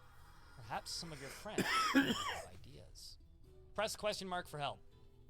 And just like classic Dwarf Fortress, you can press question mark for help. Autopilot and then jumping. On the help screen, if you still need more help, you can ask for more help. And then on the help screen, you can ask for more help. And then it'll tell you that you've pressed the key many times from the text viewer's help screen. Press escape to go back to that screen. I don't know how to explain it any further. Go to the forums at bay12games.com if you're having technical issues. I can then press it again, and it'll say you have pressed the help key many times. You only need to press the help key once, no matter how urgent your problem may seem at the time. Press escape key to go back to the previous screen. Despite my promise of to have the help screen work on any screen, it doesn't work on this screen. If you are having technical trouble, go to bay12games.com and ask for help on the forums. More importantly, what's around me? Well, let's start there. I hit K. Approaching Stargate. Well, it can tell me I can begin on performance because K isn't in fact the look button. I need to hit L to look. Sorry, I'm used to a different video game. So that's me. I am that blinking little X right there. I am a proficient engraver, adequate hammer dwarf, novice thrower, novice swimmer, and dabbling tracker. I'm a novice reader and a competent fighter, novice wrestler, biter, striker, kicker, dodger, climber, adequate musician. Bad at poems, but I do know some, and I also know some songs as well. The Incense of Plays, as an example. I need to socialize, stay occupied, be creative, excitement, drink alcohol, eat a good meal, fight, cause trouble, argue, be extravagant, learn something, and help somebody. We need to think abstractly, make merry, and admire art, craft objects, and be with family, be with friends, and get martial training. We also need to practice skills and take it easy. We're undistracted currently. So because that is me, approaching right Stargate. there, I can look around. We're in a little mud hut, which is why there's some quarry bushes and longline grass growing everywhere. In fact, we are literally in a garden right now. There's quarry bushes growing all the way around us, which is kind of funny. There's a willow table over here, and right next to me is a ginkgo wood cabinet. Two, in fact. Over here we have plumwood table. There is a fungi wood chair, and over here is the leather worker named Ingiz. Over here we have another glazer named Meng, and down here we have the farmer named Feb. Now, I can make your guys' life a little bit easier and zoom the game in, so when I start moving, the camera will center on me. Once again, I am this @ symbol. We are currently standing, and there is a thing in front of me. It's a statue, I think. Yes, it's a calcite statue. So this calcite statue, view the selected description by hitting V. This is a calcite statue of Kodal Workblushed. On the item is an image of Kodal Workblushed, the dwarf and dwarves in calcite. Kodal Workblushed is surrounded by the dwarves. The artwork relates to the election of the dwarf Kodal Workblushed, position of sacred hope of the festive fellowship of the midwinter of 63. We do not worship the festive fellowship, but we do worship a similar god, so I'm sure that we can understand a little bit of that. We can now walk around a little bit outside. We remember that there were people inside, and we can still hear them, hence the exclamation points and kind of the last known locations. Even though we can no longer see them, we know that they are still there, which just makes me think of peach trees. And we have a bigger ginkgo wood tree trunk over here. So these are all trees, all these zeros. Now, this might seem confusing, but up above my head, there are two mini-maps, right? Because this is a multi-level game, right, we can see one level up and one level down. So if there is stuff beneath us, we can see one level down. If there's stuff above us, we can see one level up. If I move up on top of this, we can still see down one level because there's nothing above us. If I move down one, we can see what's up above us because there's stuff up above us. If I move over here to this ramp and we move to the edge of it, both of them will pop up where I can see one layer below as well as one layer above. The one layer above is obviously just a tiny little bit of dirt right here on the corner, and the one layer below is this. If there's units down there and stuff, those are very useful little viewports, but that's it. So it lets you see up and down. Also that, yeah, Toasty Joe. So if stuff is gray, it means we know it's there, but it's out of our line of sight currently. If it has color, it means we can currently see it. That's a good call again. So we're just kind of wandering around our vicinity right here. There's some people over there. We can hear them. At any point, I can press G, and I can pick up stuff from the ground. Here specifically, I can get clay. I can make a campfire. I can get loam. Be careful where you make campfires. I have started like forest fires before. You can also just ignite things and set things on fire. Also, if you need help, something that's very useful is actually this screen, which is your key bindings. I will probably actually be referencing this quite frequently, which is, your view announcements, found a site. That's very important. Found a site and build. Although I'm not entirely certain that is going to be fully in the first release. Tarn was saying it might not make it, but it would be in shortly after. You can drop items, eat or drink something. If you try and eat or drink something that isn't food, your dwarf will lick it. So if you try and eat a sword, your dwarf will lick it, which is kind of funny. I can fire a projectile. I can pick up an item. Inventory. Interact is capital I instead of lowercase I think, unless they change that. Then U is to interact with furnitures and other things. Yeah, so interact with an object in an advanced way. So like filling up an item, cooking something. If I recall correctly, X. Yeah, so X gives us our crafting / butchering menu. So I can create, I can make a sharp rock, I can carve a bone, I can carve a wooden helve from a branch, and I can assemble a stone axe, which I think needs a branch and a small rock. We have the natural ability to spit and pet animals. There are smells, yes. Approaching Stargate. The smells overlay is something that Tarn was talking about. There's also tracking. Watching Adventure Mode explains why the line of sight works the way it does. It'll also explain a lot of things like, if I have a very high hunting skill, suddenly my line of sight doubles. Stuff like that. Acquired power, currently we don't have any. Compose, we can compose a poem or a musical composition, or we can write, right? So we pick a type of song, and then we're composing a musical composition. We wait, you can see the world map, and you have composed plaints and nothing more. The work has no particular subject. For lyrics, the composer has selected the birth of thralls. Overall, the composition is not awful, but not very good either. Hey, we wrote a thing, so that's cool. If we would like to find a quest or a thing to do, we can speak with random people. Let's move back into here, and let's speak to somebody, because I just wrote a song. This is the leatherworker Mong Ingiz Moning Glukrud.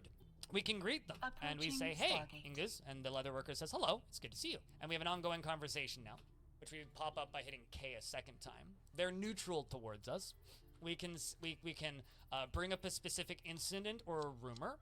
We can ask how the listener is feeling. We can inquire about any troubles. We can ask for directions, which I will never do because I am a cis male. You can ask somebody. You can ask about somebody. You can ask about the local ruler, trades or debts, exchange, give, or show personal items, ask a favor, place a request, make a demand, issue order, investigate or interrogate. We can ask a listener to join us. We can claim the site for ourselves, or try to. And we can ask for permission to stay for the day, which is pretty important because things like to kill you at night. You can ask the site about the neighbors and trade partners. We can ask about the surrounding area, express your emotions, blah, blah, blah, blah, blah, blah, blah, blah, blah, blah, blah, comment on the weather, brag about your violent acts, or say goodbye. We are going to inquire about any troubles. The leatherworker says, well, let's see. We've got abductions, beasts, bandits, and the missing treasure. Let's ask about the treasure and the bandits. Let's just go with those two. The leatherworker says the elf Thalu Raptor Gorge wants the swift muscle. The iron bow returned to Elbow Rough. The last I heard, it was held by the elf Yimi Chancellors. Ongoing conversation. Okay, well, we can ask about the whereabouts of the elf. We can ask for the whereabouts of the other elf. We can ask for directions to the location. So that's the first option. Let's inquire about troubles once again. Ask about the bandits. The leatherworker says particular outlaws have been causing us much hardship.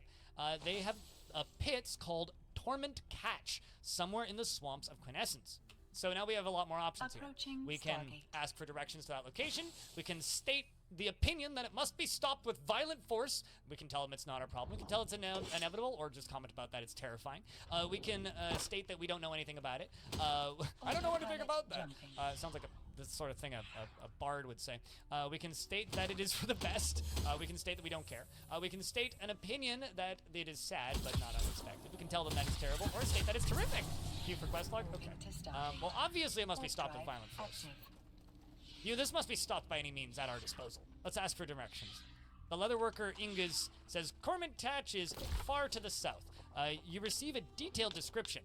In the late autumn of 36, the post of wiping defeated the puzzles and defeated the thief of puzzles and pillaged Tormentcache. They must like stealing the puzzle ball. The dialogue options are the same for all conversations. However, depending on who you're talking to, they will respond with variations. The dialogue is one of those things in Dwarf Fortress that you need to kind of read into a little bit.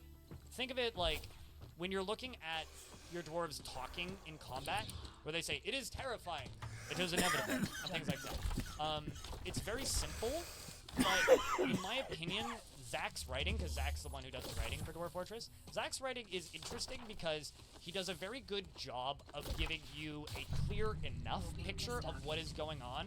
You can generally deduce it without being immediately aware of the surroundings, if that makes any sense. Like, you have enough, you can get enough of an idea of what's going on from their responses that it builds a picture in your mind, even if the dialogue itself isn't the most varied. The dialogue system is pretty complex, but the actual variation of dialogue you'll get is so-so. Because they'll give you a location, they'll tell you what's happening, and then you can respond as you see fit. And it'll elicit a different response. I mean, you could just walk into a room and accuse somebody of being a were-creature, and they'll either attack you or everybody will attack them. Stuff like that. Like, it's like you can cause some real chaos if you're a bad person. Like, I could just murder hobo every person in this room, even though, like, I'm technically part of their faction. And like, there is no main character protection here. Like, if you have a violence boner, you can just everything. I think I will. I think I'm gonna do that. That's what I'm coming for. That's what I came to. I think I might do that I might try and do that in Kenshi. Just kill everybody that I meet. Either join me or die. And I take everything in every town and just kill the entire game. I thought that's why I kind of bought Kenshi. And I think I'll probably do that in Kenshi. Yeah.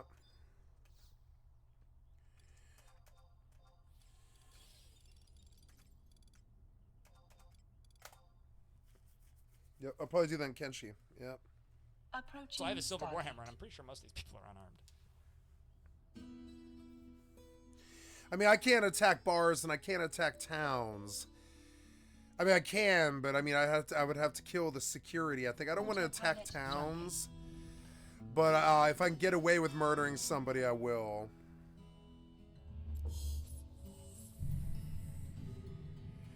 This was 01, an introduction, no quarter. Here we go. We now kind of have a little goal. We are going to start heading south slowly, I think. Actually, we're going to wander around this area a little bit more. And I think I'm going to see if I can make myself an axe. So let's just see if I can find a small stone somewhere. Night vines. Get clay. There's a great bush there. As far as food goes, you can find food pretty quickly just by scavenging. Assuming you're not somewhere that's like your skill has increased. Gonna hurt you. Also, if you can get a carving knife, which I probably should have embarked with. Oh well. If you can make a sharp stone, you can butcher bodies. See, like there's berry leaves here. So if we're in a season where there's food around, then that's not so much of an issue. What's going on over here? What are you? Hello. Will I talk to you? I don't want to talk. I want to look. Autopilot. What are you? What's going on? Well, first off, there's snow everywhere, which is something. We have an elf child. Hello, elf child.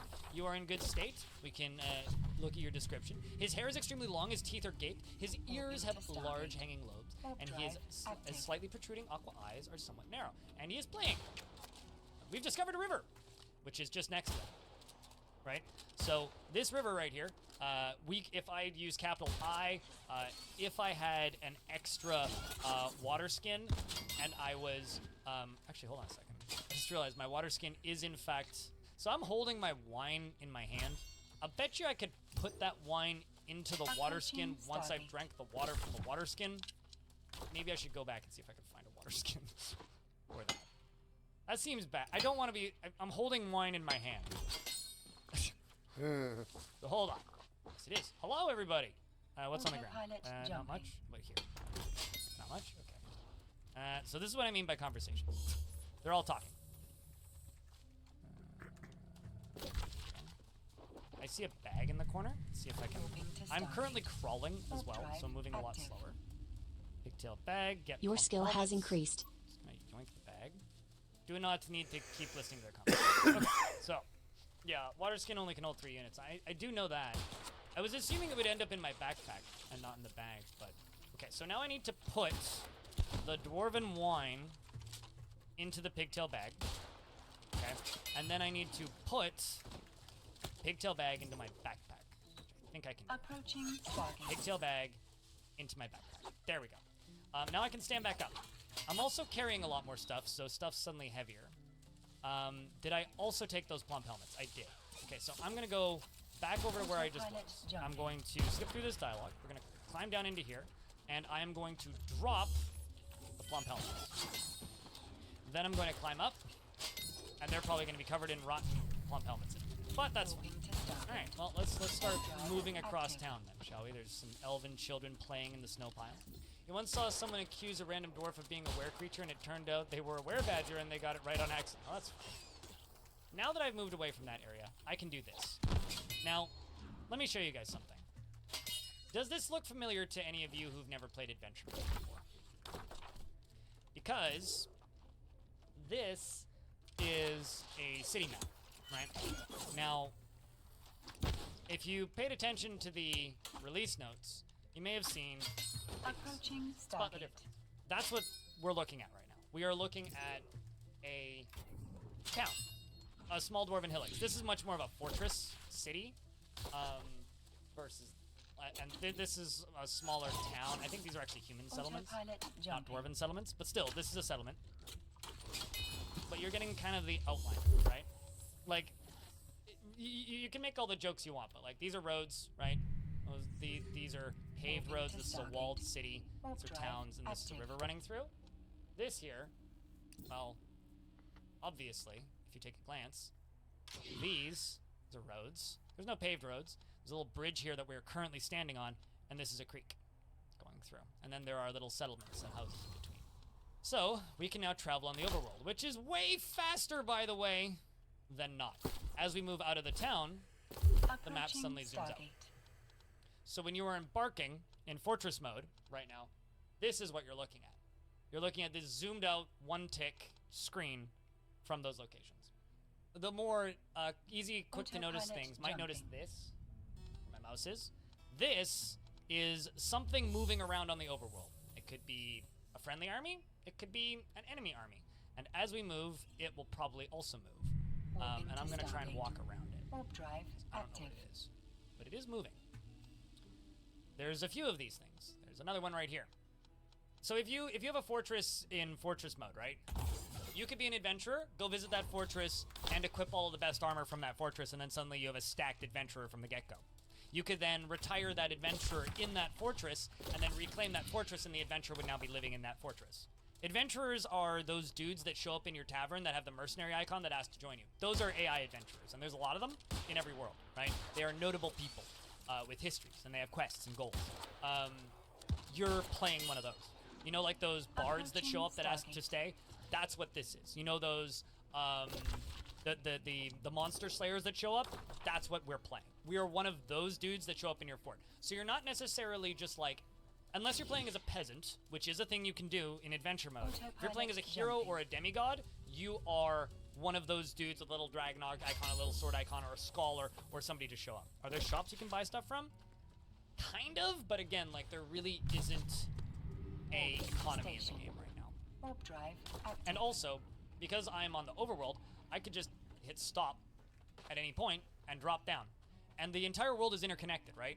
You just stand around drinking, writing poetry and songs, eventually developing some skills, accusing random people of being a were-creature, and lying about your violent deeds that you definitely haven't committed. Like, you could literally just stand around drinking and partying all day, like a normal dwarf would. And then, like, maybe move, like, 15 steps outside of that little town and claim the site as yours and build a little shack and live in that shack and then go party during the day and then at night go sleep in the shack and then eventually claim that shack as a fortress because those shacks are reclaimable. Are there random encounters wandering the monster in the overworld? Yes. So, if you read old stories about adventure mode, you're going to see something a lot, which is don't sleep outside at night because you will die to a boogeyman. There are... Okay, so in Fortress mode, there's very few night creatures you see. You basically see were creatures, and that's like it. And sometimes you'll get night creatures as visitors. In Adventure mode, there are boogeymen. There are, which are shapeshifters, by the way. There are various night trolls and various other spooky things that you'll only really read about in legends or in books or in stories and poems in Fortress mode. You won't ever see them. And the reason you won't ever see them is they're essentially highwaymen. The thing about the evil dark ones like the night trolls and the boogeymen, as of version 47, which is the version that we are currently playing, they did not spawn anywhere except for in evil biomes. So unless you are venturing through an evil biome, you will not run into the extremely strong ones. That being said, if you're venturing anywhere else, you could get attacked by any wildlife that you could see in a normal fortress, right? So let's just say you're playing Fortress mode, right? You could very reasonably run into, let's just say, giant dingoes, an elephant, a pack of lions, or a pride of lions, I guess, a pack of wolves, bears. If you're wandering in spookier areas, zombies, right? Birds. If you sleep outside in the wilderness at night, you might get I feel uneasy and wake up and there's a cougar in front of you. And you can wrestle it and grab it by its hair and throw it. Also, it could maul you to death. So we're going on this little adventure right now to the south, and me going on this little exploration adventure could very well just end with me dying. Like, I mean, here, if I just hit K, right, I can shout about my I think I can pray. I can shout to hold on. This is my deity.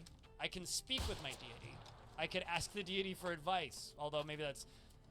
let's ask how the deity is feeling. How are you feeling right now? I'm going to say goodbye to my deity.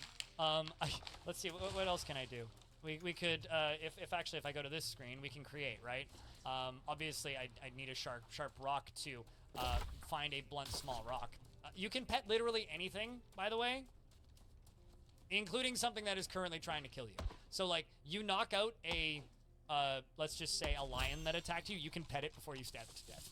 We can compose. So we currently have the ability to compose poems and musical compositions and write. So if I have stuff to write with and know something to write about, we can write. Although, be careful if you start an adventure with absolutely no reading or writing ability. I don't think you can ever gain it in this version. I might be crying right now. Hold on. No, we're okay, I think. We are currently enraptured after communing with Anur. He feels satisfied about improving tracking. I don't know how I did that. And he is proud after writing The Birth of Thralls, and proud after writing The Plates and Nothing More. He is still a casual worshipper of Anur, probably because we're just a casual worshipper, which is why I'm not crying. We are unfettered after spending some time with people, and not distracted after being unoccupied. Anyway, let's jump back into fast travel. Big ol' Sasquatch! Remember how we said, like, night creatures? So we've been ambushed by a Sasquatch. Now, the important question here is, where is it? I am hungry and thirsty. Real quick. I am going to... I can drink the water on my shoe. I'm going to drink 1 unit of wine. Oh, I see it. It's in front of me. And I'm going to eat some chinchilla meat. So the Sasquatch is right here. No quarter. So he's trying to fight me. He is in good health. I'm going to... Your skill has increased. Great listener. I'm going to brag about my past violent acts. I've defeated many fearsome opponents. I have not. I don't know if I can kill this, but we'll find out. So I've now bragged about my violent acts, which doesn't... Actually, does that do anything to me? But I have communed, so I'm currently spiritually moved, so I guess that's good. We're going to move south. Your skill has increased. I am standing, and we are about to engage the Sasquatch. Also, I would like to note, her feathers are brown. Her skin is raw umber, and her eyes are black.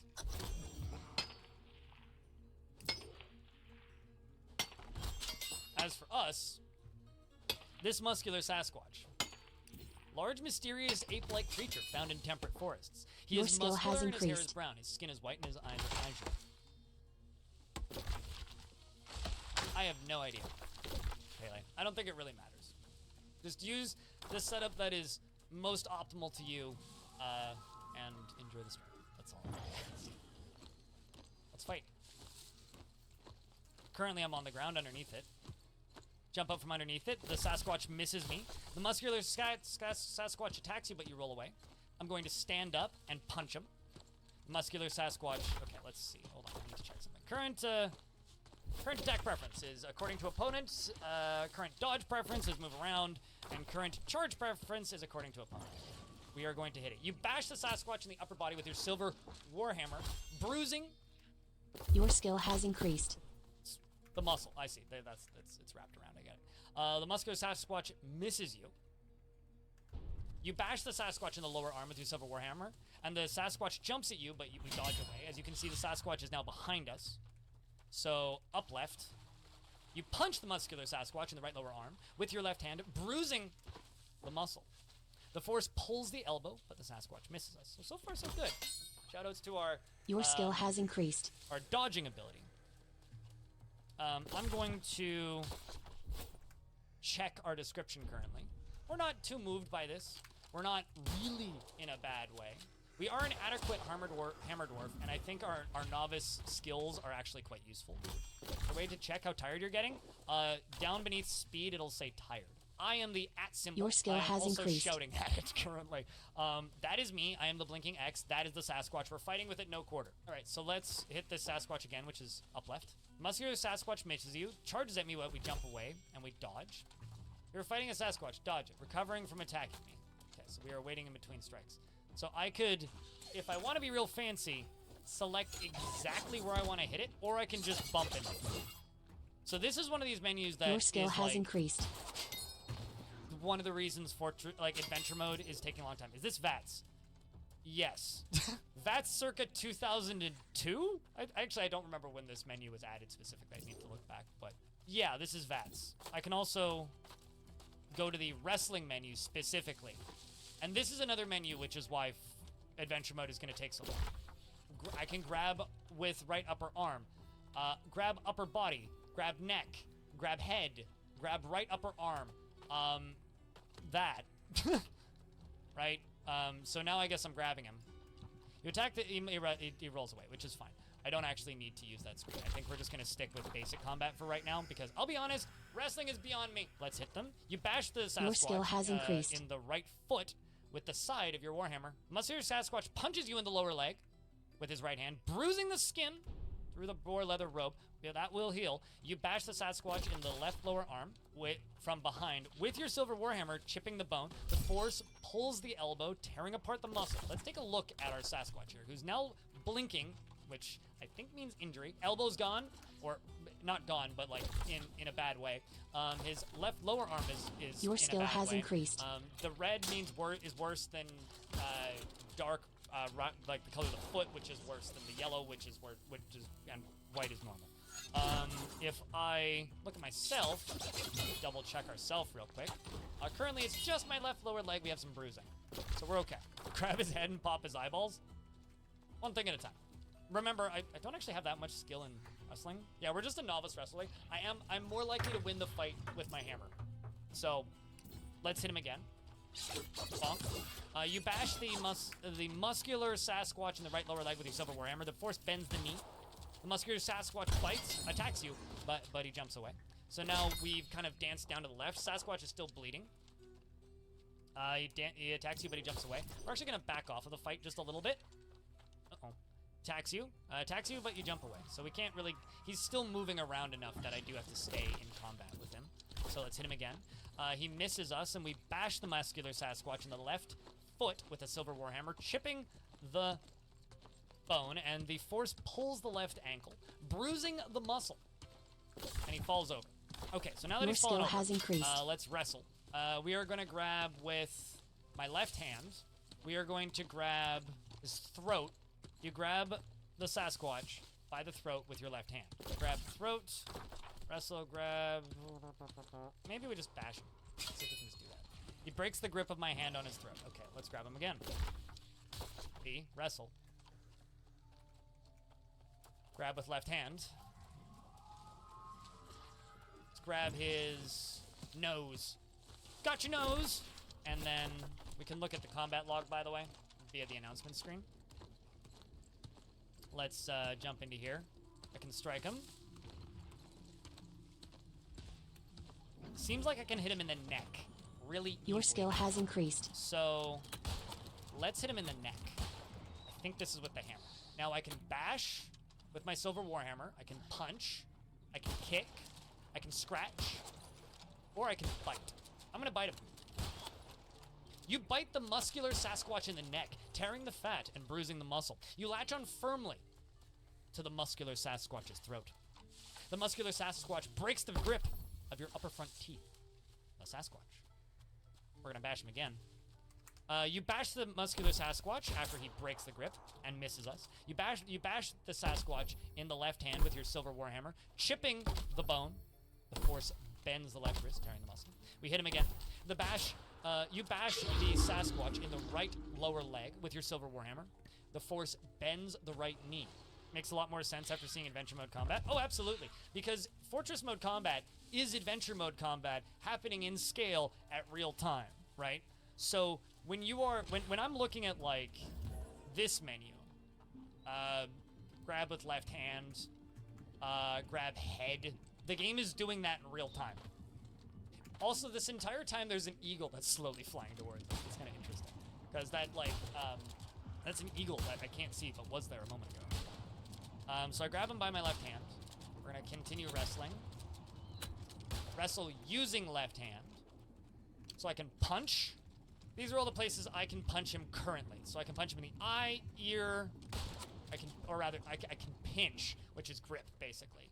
Because we're currently holding his head with his left hand, and I have a hammer in my other hand. I can now strike him in the head relatively easily. Or rather, no, not in the head. Upper arm. Upper arm is normal strike. Okay, upper body is easy. Why is it not letting me view other pages? I guess there is another. It's telling me there's other pages, but I guess not. Let's just go for lower body.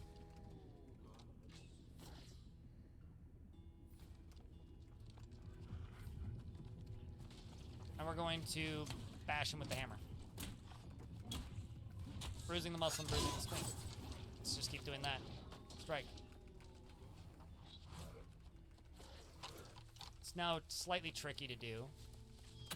But I can hit him in the arm fairly easily. Let's just go for the lower body again. Bash him. Bash him in the muscular the muscular Sasquatch in the lower body with the silver warhammer, bruising the fat. Can't quite connect. This is actually kind of tricky. Let's back up for a second. He misses us. Back up again. I'm going to shout to everybody. I could ask him to cease hostilities. Demand the listener yield. We're gonna brag about my violent acts. I've defeated many fearsome foes. We hit him again. You bash him, damn it. and he misses us twice. We jump back into the wrestling screen. I'm going to grab with my left hand. I'm gonna grab the neck. We're gonna wait. I'm going to wrestle using left hand. I'm going to pinch the throat. He misses us. I think I accidentally let go. Wrestling. Pinch throat.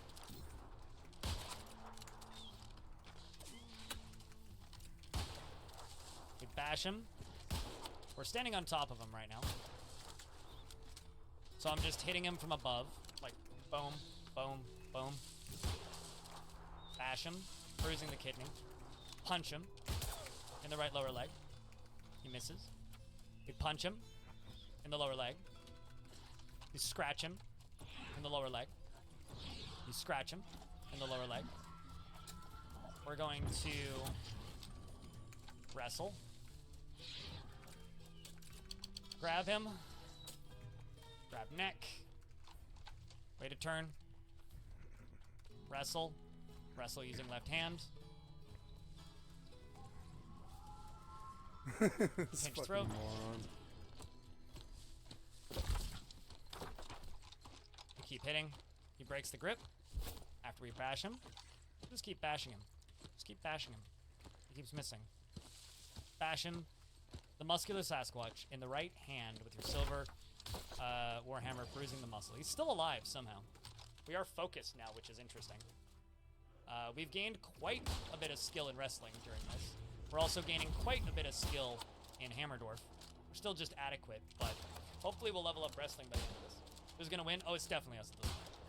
This is now just we are at the point now where I am simply mutilating this Sasquatch. This hasn't been a fair fight for a while, if at all, ever. Just gonna keep bashing him. He's currently trying to grab me.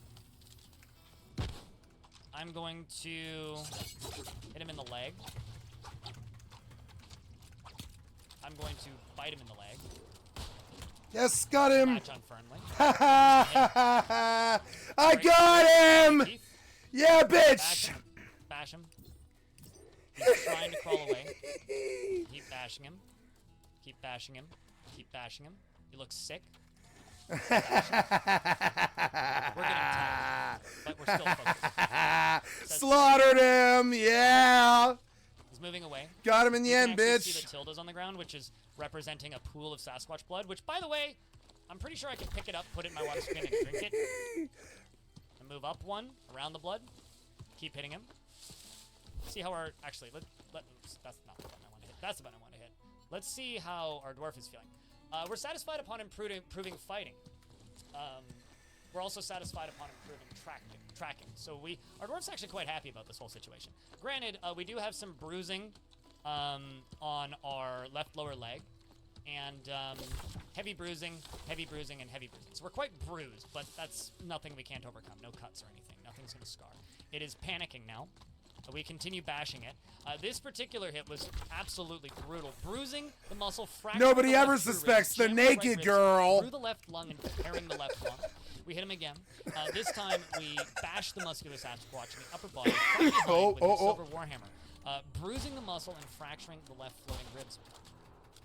And you can actually see the tildes now representing his vomit. Ooh. Okay, yeah, pile of vomit. I can also track broken vegetation. So if I hit D, vegetation is broken. Oh god. The signs gotta move. are that he's heading west.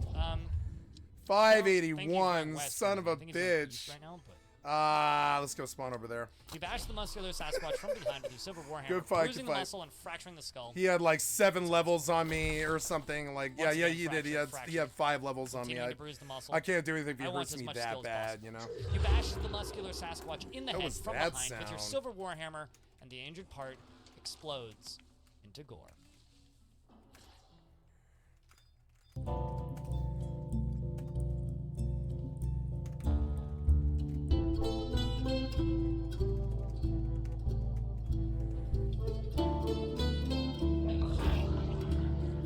Loud.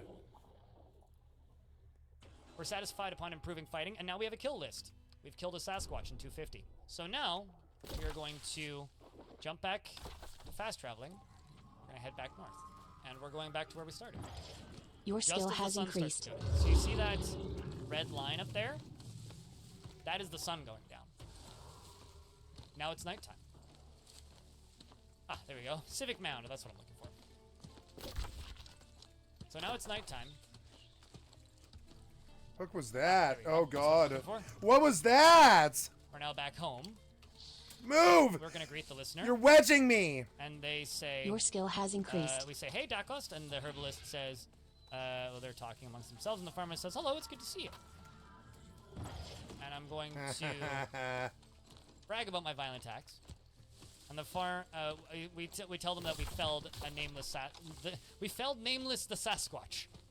The farmer Dakos says to the pump operator, I'm fine. Unrelated. And we are going to...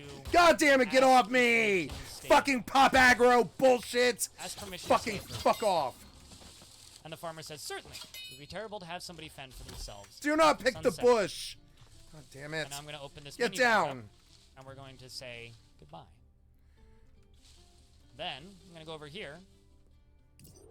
Your skill has increased. So, we are back in adventure mode, except now we're using a tile set. This is Vetelinger's tile set. So this is the same game. So welcome fucking to pop Vetteling. aggro bullshit Vettelinger Link is every a single longtime fucking game modder I of Dwarf play. Fortress, and this is his tile set. So we now have text will be text on, meaning you guys can see various layers. If I look around, if I look around, of course, we can see piles of snow everywhere. Actually, quite snowy. It's wintertime right now. This area is cold. No, the thing is, I wanted to start this off with ASCII to give you guys the context of kind of like where it started, you know? Because like, for me, I'm tile set agnostic. It literally doesn't matter to me. They're all the same. This to me looks identical to what we were just playing. But like, I wanted to show you guys both of the things so that you guys could get a little bit of an idea of where it came from, I guess. No, absolutely. Dwarf Fortress is very dense even for ASCII games, which is one of the reasons it gained that high notoriety of difficulty curve, because people who played these types of games already found it difficult. Now, you're still going to need to tolerate the ASCII for the maps, but I think that's a little bit easier for most of you. All right, Your skill has let's head increased. south again. This is an elven location, right in front of us. Also, apparently there is a creature in between me and them. So let's go see where the elves live. Now I can walk. They're like right here. I found them. I'm gonna hold on to Leap Clash, a pear tree trunk, a named pear tree. So the elves are all talking. They're like, what's going on? I'm going to climb to Leap Clash. The elves are talking. Muscular elf bone doctor says, I'm all right. The slim elf says, is this an attack? What's going on? And the elf bone doctor says, I've improved my judge of intent. Are you attacking me? I could just like rip a tree branch off, release hold. I'm going to speak with the thin elf and greet listener. The thin elf says, I say to the thin elf, they say, hello dwarf, I'm Itha, open flutes. How the listener is feeling. And they say, what's the rush? Low down. Not a big fan of hustle Game's culture, too dark at night. Let's inquire about any troubles. Well, let's see. We've got the missing treasure, because they were actually, believe it or not, earlier today we were talking to the dwarves in the hillocks, and they mentioned that the elves needed to recover a missing treasure. So this is actually probably the right place to be. Ask about the missing treasure. The elf says, Ale Boltwood wants moistness covers. The wonder of Dominion, the silver battle axe, returned to Umber axe. Last I heard, it was in the walled crypt of Hate Fresh. Hate Fresh. Think fresh. Feel the rainbow. Taste the rainbow.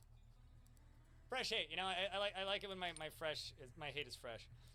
The ominous disloyalty's presence in Torment Catch. So from where we currently are, that's where we need to go to get to Torment Catch, and then this elf's possession of the swift muscle, and then the wonder of Dominion occurred here.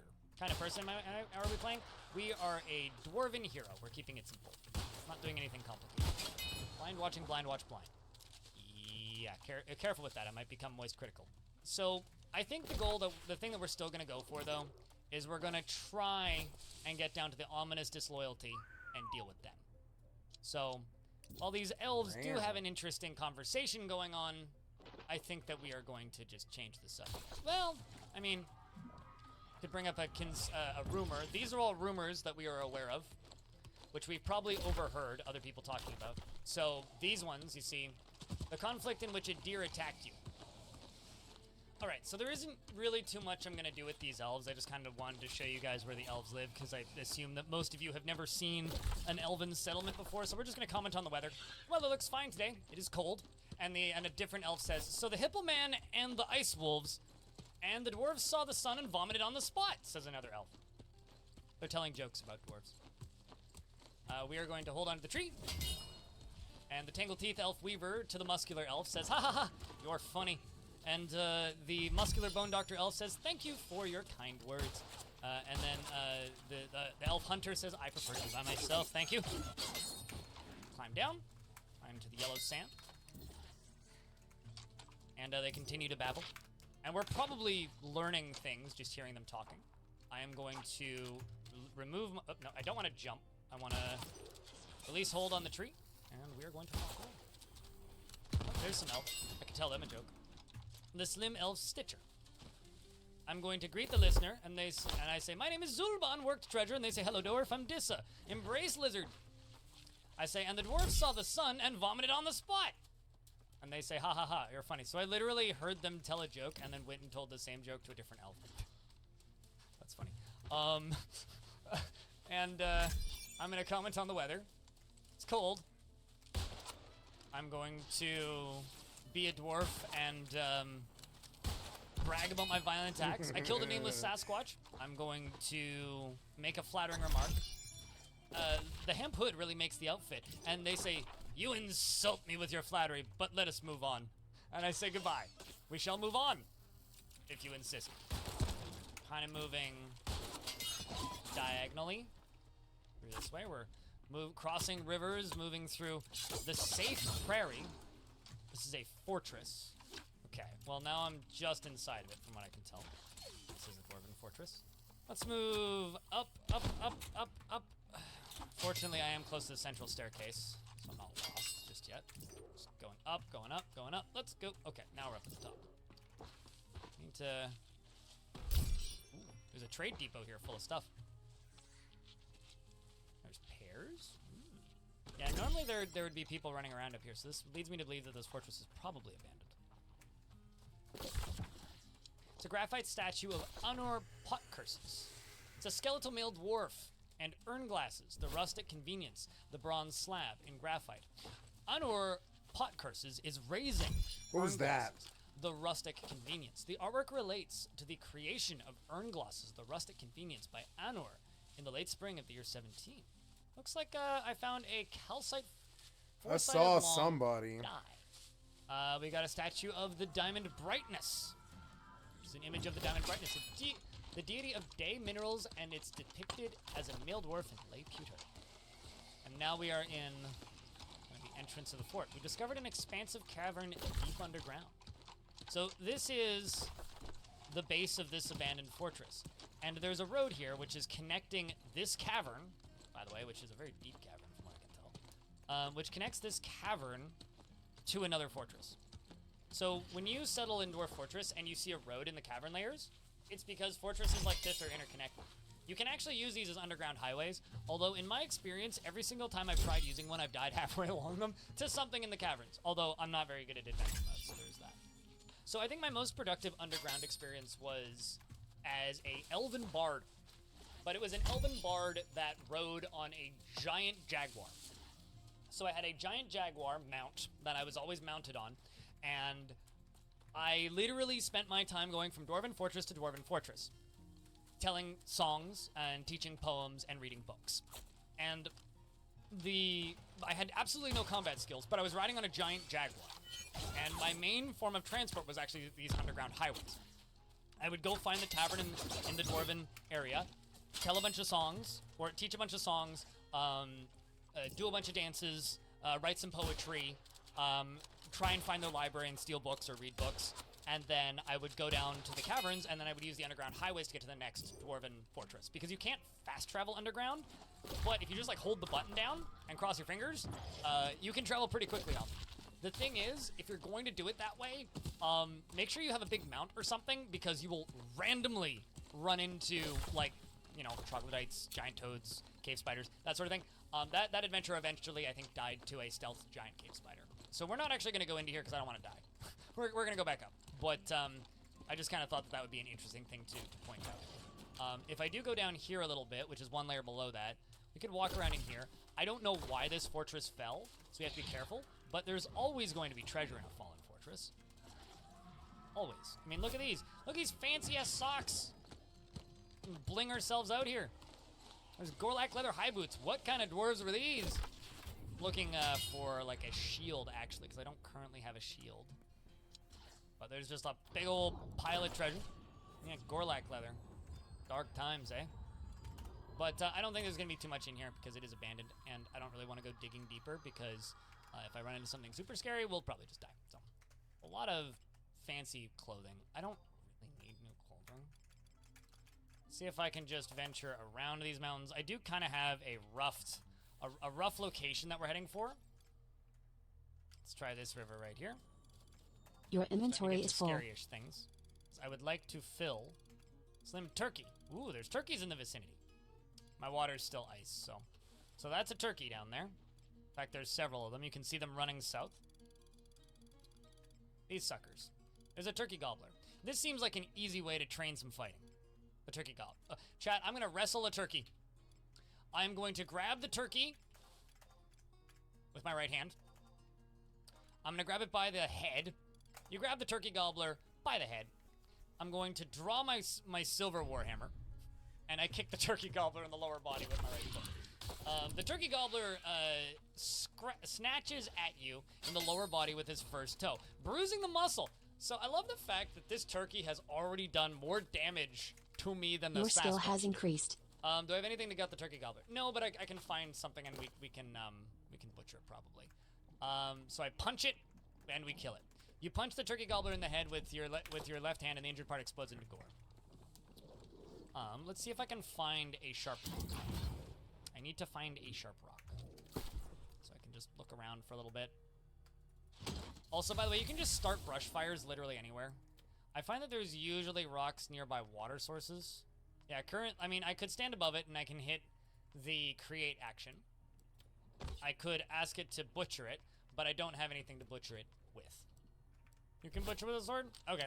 Also, I found a small chalk rock. Hey! So, I now pick that up with my right hand. We're able to find one, so just keep scanning around, we'll find one. Oh, there's one.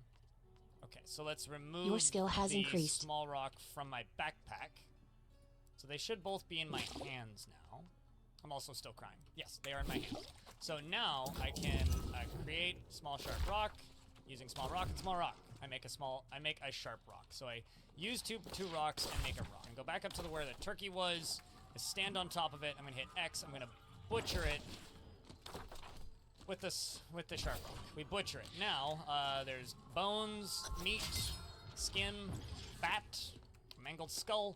I'm going to grab the meat. 9. So we need to get to this right here, which is on the other side of this location. So let's move north. We're under attack by a black bear. At least it's not a brown bear. So this is just a normal ass bear, and it's attacking me with no quarter. Normal ass bear. Attacking me. There is a black bear. To speak Canadian for a second, look, there's a bar. Which don't gnar. Which don't gnar. Which don't gnar. So we are going to, I guess, bash this bear with our hammer and wrestle it to death. So it's lashing to where we were. That little icon is indicating the direction it's attacking. Black bear misses us. It's gonna take a little bit for us to land our first hit. You can kind of get an idea of where you came from and what your character is doing based on the symbols on the character. And we're gonna hit the bear. We bash the black bear in the lower body from the side with your silver warhammer, bruising the muscle and bruising the guts. We're then gonna hit it to the side. It misses us again. That dodge skill was pretty good choice, I gotta say. You bash the black bear in the right front leg with your silver warhammer, cutting the bone. We hit it again, bruising the guts. You bash the black bear in the upper body with your silver warhammer, and tearing the muscle and the spine's nervous tissue. It's underneath us, I think? Yes. Okay, so I'm going to wrestle with the bear. I'm going to grab it with my... Why is it in my left hand? I guess dwarves are ambidextrous. Anyway, I'm going to grab the right front leg with my right hand. Okay? And then we are going to wrestle. I'm going to wrestle using right hand. I can dodge. I can select the direction I want to dodge. Let's dodge south. I'm going to grab with hand. Grab head. Wait a turn. Black bear misses. We are going to strike it. Frankly, I don't care if something is risky. If I fail horribly, then that's a learning fight for me. We're gonna hit it in the right rear leg, which is an easy strike, I think. Yeah, that's right. Easy strike. So we're gonna hit it in the right rear leg, which is I on the keyboard. I am going to bruises the muscle. When the black bear breaks the grip of my hand, we then smack it with the hammer again, smack it with the hammer again. In fact, we just tore the muscle and bruised the spine, and bruising the muscle and bruising the middle spine's bone. Yeah, I learned bad mistake, and chat, have fun. You bash the black bear in the lower body with your silver warhammer, bruising the muscle and bruising the spleen. We bruise the guts. We chip the bone. We bash the black bear in the first left rear toe with our silver warhammer. You bash the black bear in the upper body with the silver warhammer. Also, so far, we've literally only been fighting pretty easy enemies. Like, bears to a relatively trained dwarf is, like, kind of a non-issue. Jump at you. Let's jump in front of you for the fun of it. So I'm going to jump to right here. I jump. Bash the bear. So I jumped in front of the bear. Now I'm smacking him again. The force bends the neck, tearing apart the muscle. I'm bruising the fat. Yeah, at this point, I think that we are mostly just trying to just train a few skills up. You bite the black bear in the right front leg, tearing the fat and bruising the muscle. The black bear breaks the grip of your upper front teeth on the black bear's right front leg. You bash the black bear in the right rear paw with your silver warhammer, fracturing the bone. And you kick the black bear in the right front paw with your left foot, and the injured part collapses. We keep hitting it. Black bear is trying to run. You're just hitting it. Just mutilating it. It's not even a fair fight. It's trying to run. It's bleeding everywhere. We bite it in the left front leg from behind, tearing the fat and bruising the muscle. Using my upper front teeth, damn right, because I'm still biting it. I'm going to shake the left front leg with my teeth, or I could let go. I'm going to shake the left front leg with my teeth. The black bear breaks the grip. Oh, god damn it. I go back to bashing the black bear, and the black bear has been struck down as we strike the black bear in the head with the silver warhammer, bruising the muscle, jamming the skull through the brain, and tearing the brain. Now I'm going to butcher the black bear corpse, although I probably need to pull my sharp chalk out. Let's butcher black bear corpse using sharp chalk. And, I don't know, probably grab 15 black bear meat, put it in the backpack, and, my water is now water, which is actually good. That means it's warming up. Nah, I mean, it's just a bear. Ah, there we go, there's some water. Although that's, gross, stagnant water. Let's actually just head this way. So I'm trying to walk around this structure here. We're hungry and thirsty now. That's what I'm looking for. A river, let's refill my water skin. So I can go to this river, I can hit I can use my giant Cody water skin, and I can fill it with the water, or I can name it. Interesting. Oopsies, that is not what I wanted to do. Well, I just washed all of the blood off of me accidentally. That's also a way that you can train swimming, I think, is just by doing this. But, you know. Let's... here. No, that's not what I wanted. I want this. Drink water from the southeast below. There we go. Had a shower. Excellent. So, now I don't think I can cross these rivers anymore unless I'm swimming. So, because they are now thawed. Means I think I could just, like... Uh-oh. There's an alligator. We're now in we're in combat with an alligator. I would have noticed this way faster if I was in ASCII, actually. Let's drop the bear meat so that I'm no longer overburdened. I'm going to jump away. Hey, grab the music hole. You know what to do, chat room. So it is following me, and it's missing me. I'm gonna move up alongside of it and hit it. You punched the alligator in the rear leg with your right hand, bruising the muscle. Do I have my... Okay. Wielding the hammer again. You scratch the muscular alligator in the front foot, tearing the muscle.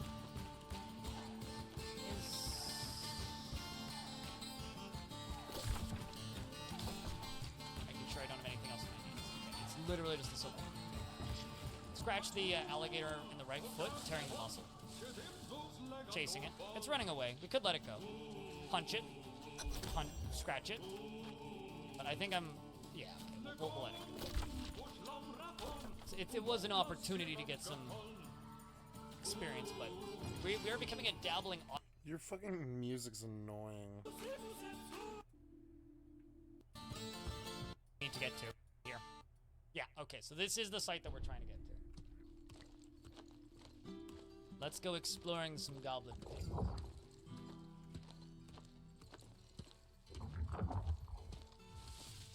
I mean, like, there is money. I do have money in my inventory. I have coins, but... Is this just the center up here, then? I'm not entirely certain that this pit is still populated with goblins, though, because I'm specifically looking for a bandit group. And at least back in the day, when I played this, I remember almost instantly getting attacked upon entering a goblin pit, so... Except it was by trolls, specifically. I could actually just climb this tree. Oopsies. Climb! Go west. Up. Let's release hold. And go to here. Move. And this takes me to the other side of the creek. Hold on to the trunk. Let's climb down. There we go.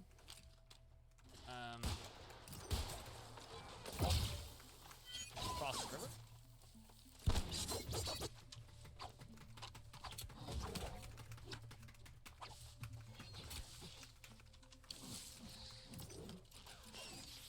So now we are down in this lower spot. Oh, that's fine. I'm okay with being with the hassle. Hold on to the branches, which bring us down. Do not alter actions, do not alter actions, and we leave it. Sweet. And I did handlebars. Ah, look at this! Look what I have found! Need to download a sandwich. Do you need me to wait a minute? Because we've discovered some goblin woodcutters. We're moving very slowly towards these goblins. Okay, there's two more over here. Specifically, there's a prominent chin goblin and a short goblin shearer. Kind of hoping. No! I could get Can't move! Can't move! Can't move! Goblin woodcutter is no longer enraged. There's a bunch of them right there. That or it's just the two of them moving. Move! Yeah, no, they're friendly with me. That's interesting. Right. And here I was expecting them to just attack. Let me ask them a question. Since they are not attacking me, we're gonna walk up to this goblin right here. Yes! Greet the listener. It says, "Greeting, Grodorfs. I am the Scroto, dredged wraith. I'm going to beat him. Ask them. Ask to join their gang. I could possibly do that, yeah. So I actually need to check my quest log. Spread the rumor of the ominous disloyal. Okay, actually, I should ask them who they are part of, if I can do that. How do I get back from this menu? Inquire about troubles. Let's see, we've got an army on the march, the abduction beasts, criminals, bandits, and the skulking vermin. And bone-chilling horror, and a missing treasure. Okay, that's not really You got your ass beat by a naked girl! Claim this site for yourself. Investigate or interrogate. I don't need armor. Boss. I serve no one. Okay, so by that, yeah, this is a gang. Ask about the listener's schemes and plots. I have nothing to say to you. That's fair. Bring up specific incident or rumor. Hold on. Let's see. What's the wording I need for that? Event occurred. The ominous disloyalty's presence. Profession? Perhaps. I beat him. And I'm rusty, too. I haven't played in 3 months or something. And I beat his ass. About the listener's profession. Down here where it's hard. Okay. And I beat him. Ask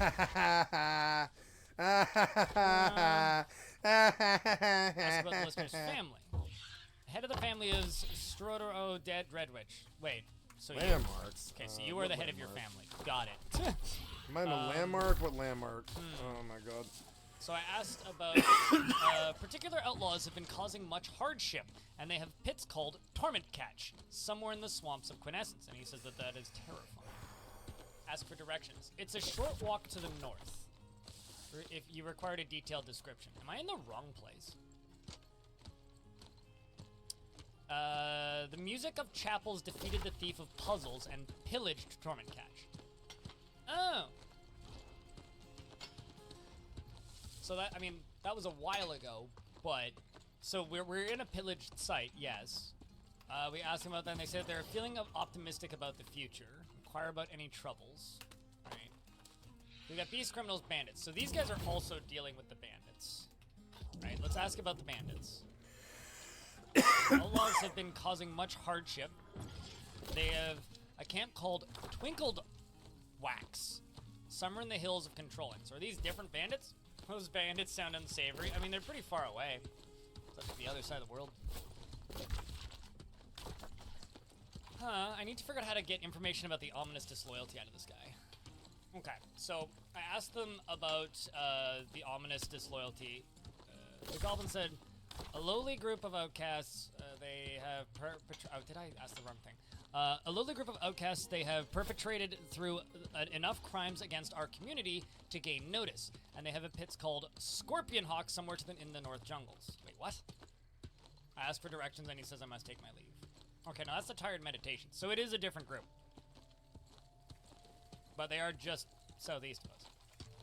I'm wondering if the Mighty Autonomy, or not, what is it called? The Ominous Disloyalty, who are supposedly here, is either these guys, or I really wish that they had some sort of indication on their person as to who they were, because they don't.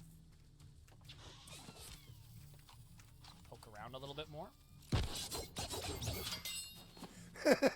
Ask for directions to Torment Catch. A short walk to the north. See detailed description.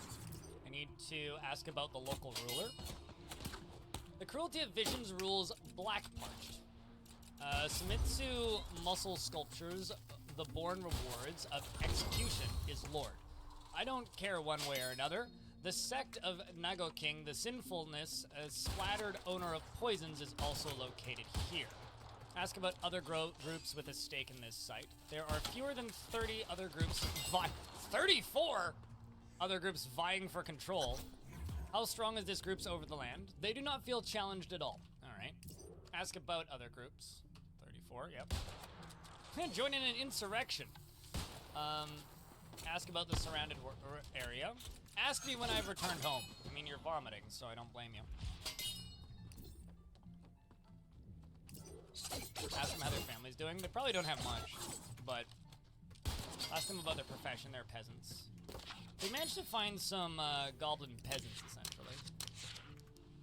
Make a flattering remark. I must take my leave. Say goodbye. Okay, so he's refusing to speak with me.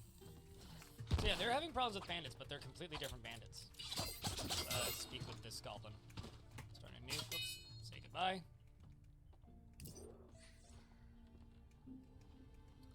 Skip the greeting. Ask about the listener's family. The head of the family is Zon. This is a short goblin. Everything's getting moved over. And ideally, they'll add more stuff. Ask about the master's boss. I serve no one.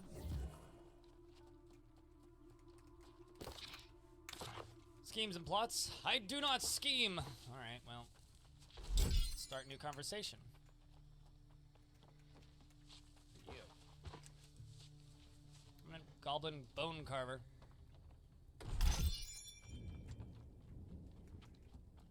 Shout to everybody. They say it is terrifying. Yeah. Okay. So these aren't the goblins I'm looking for. A ferocious, unnatural beast has become the bane of our people. The creature, bound quested. The innocent stroke, the Sasquatch. A vile fiend killed 12 in his lust for murder. I mean, we could try and kill a Sasquatch. It's this guy over here talking about it. 2 next time. So this guy's talking about how a Sasquatch is fighting. Let's go talk to this guy, because we can kill a Sasquatch. Come here. Find it. Continue shouting. Start a new conversation. Does it not let you just, like... change the subject? Say goodbye? There we go. Greet listener. Get his name. Inquire about troubles. Vandals, skulking vermin, and a bone-chilling horror. Ask about this bone-chilling horror. There are foul goings-on in the fort of malign stars. That's not really what I was curious about, but... change the subject. Inquire about troubles. You were talking about a Sasquatch. On the much... A beast, that's probably what you mean. The world is safer for travelers when night creatures are no longer stalked in darkness. The dead of twilight is in the jungle of forbidding. Seek this place if you want to hunt one. Shade earned the murky bone, the dying woman of shadow. This vile fiend has killed 5 in her lust for murder. I mean, that's not... I want to know about this Sasquatch, because I know I can kill this Sasquatch. Maybe they're talking about skulking vermin? Perhaps? Are you asking about attacking a location? I have no idea, because I don't know what's in that location. It highly depends on what they have in that location. Oh yeah, no, I ain't going after night creatures. I know I'll die, probably. You kind of need to be a pretty legendary creature to, you know, not die to that. I want to know about this... Okay, hold on. I'll say goodbye to this dude. Let's talk to you. Okay, you're done with talking to me, right? You. I just want to know about this, Impatiently say goodbye. I must take my leave. It is terrifying. Well, this goblin doesn't know too much, so I will say goodbye to this goblin. That's this goblin, maybe. But thanks for the assistance there. Let's just keep wandering around in here a little more. I don't necessarily think that we will find those bandits in here, but I'm enjoying exploring these pits regardless. And chat, holler if you're bored, and if you're bored, you can always go find something new to do. That's a big-ass creek. I jump across this. For a second there, I thought I fell. Okay. How to drown. Fall into that. Hold on to pear tree trunk. Climb up.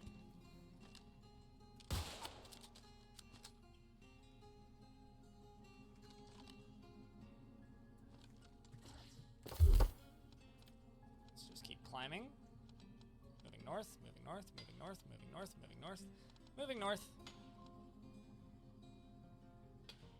Climb down to chestnut branches. Let's move north, move north, move north, move north, move north. Oops, wrong button. Can't move there.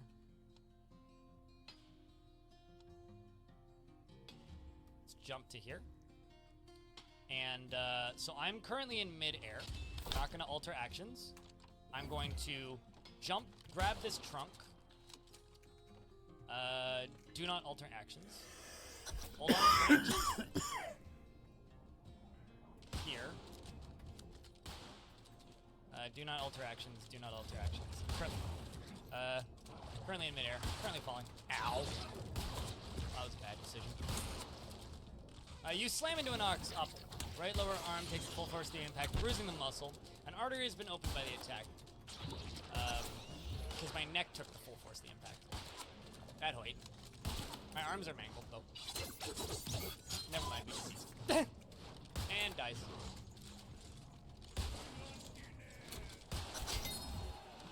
Might be okay, clearly not. No, Holy Kai predicted it perfectly. Fell out of a tree and died. Oh, it's the music of the game? They have like battle music in the game? Trunk, but not this time. I mean, if it wasn't my neck, if it was literally any other part of me, we probably would have lived. That's fucking He lived, or he died. Wow, that was it, huh? And so it was a 3-parter, and he died, and that was it of it. That was it. Okay, the end is nigh, and he died. Yep. Legend of Archcrystal Dwarf Fortress Lore. Private bedrooms for my awesome dupes. That's, yeah.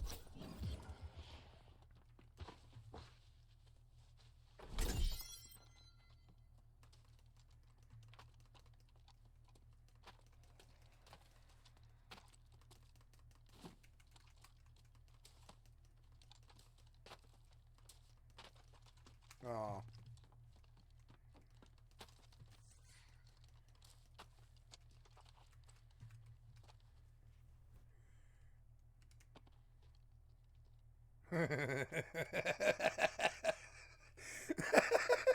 I should be playing DayZ maybe instead of Rust. Like, I don't know, like, because I'll just wait for some PvE Care Bear to come along.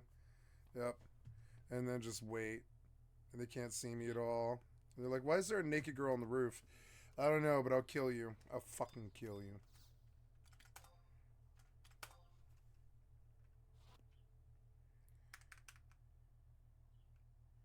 What was this again? Oh, I'm breaking them? Yeah, I'm breaking them. Okay. Everything is green. This game is too easy now. I've stripped naked and it's still not hard enough. This game isn't hard enough anymore. Your skill has increased.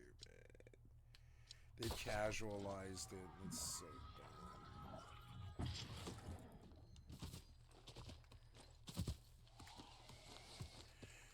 Well, perhaps it's time I should go to bed. I have all these turn-ins. Are they all in Everfall? Yeah, wow. No, there's one right there. Oh, don't kill me.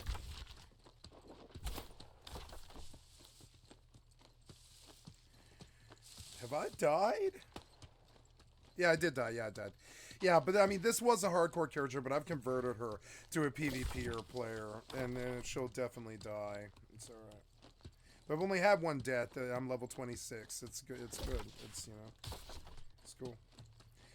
Yeah, I don't mind dying. Yeah, and I kept it a good.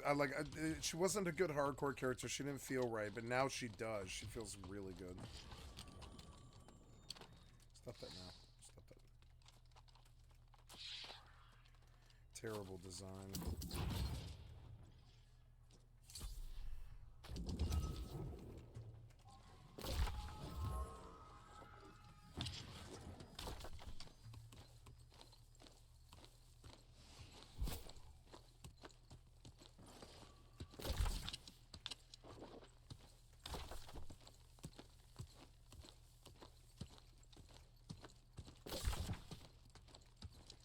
I guess, yeah, this is just faster to recall to him, yeah.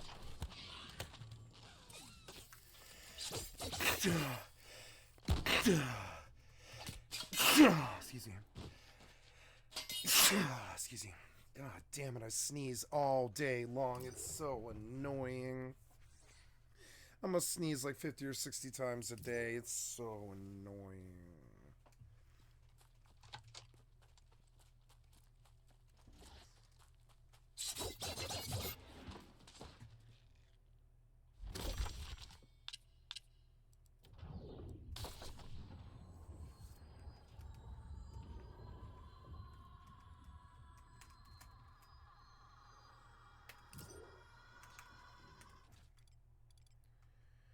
Okay, am I out of lightning clusters? Yeah, I'm out of lightning clusters. That's alright.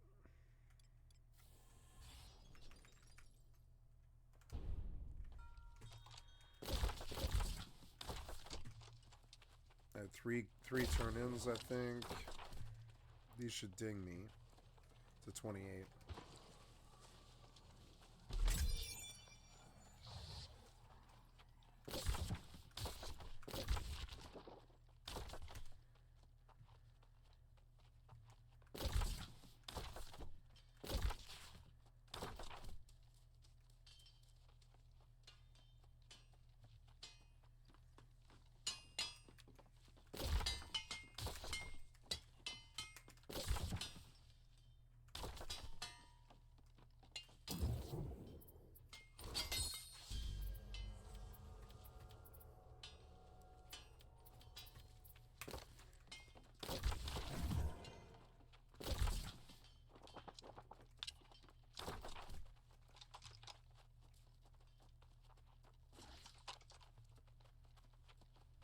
Your skill has increased.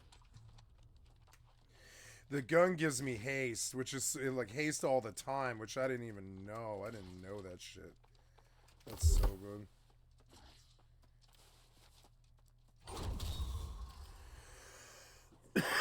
Not focus, no. Just Dex, it's fine. Yeah, Dex.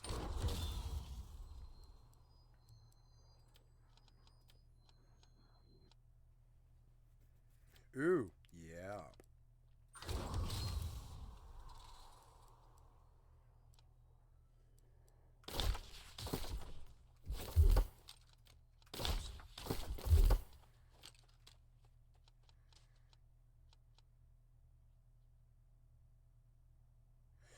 Targets hit with stopping power are exhausted, reducing their stamina regen speed by 10%. I mean, that's good, yeah. Unflinching walk. Sticky bomb grants the player stamina. Sticky slow.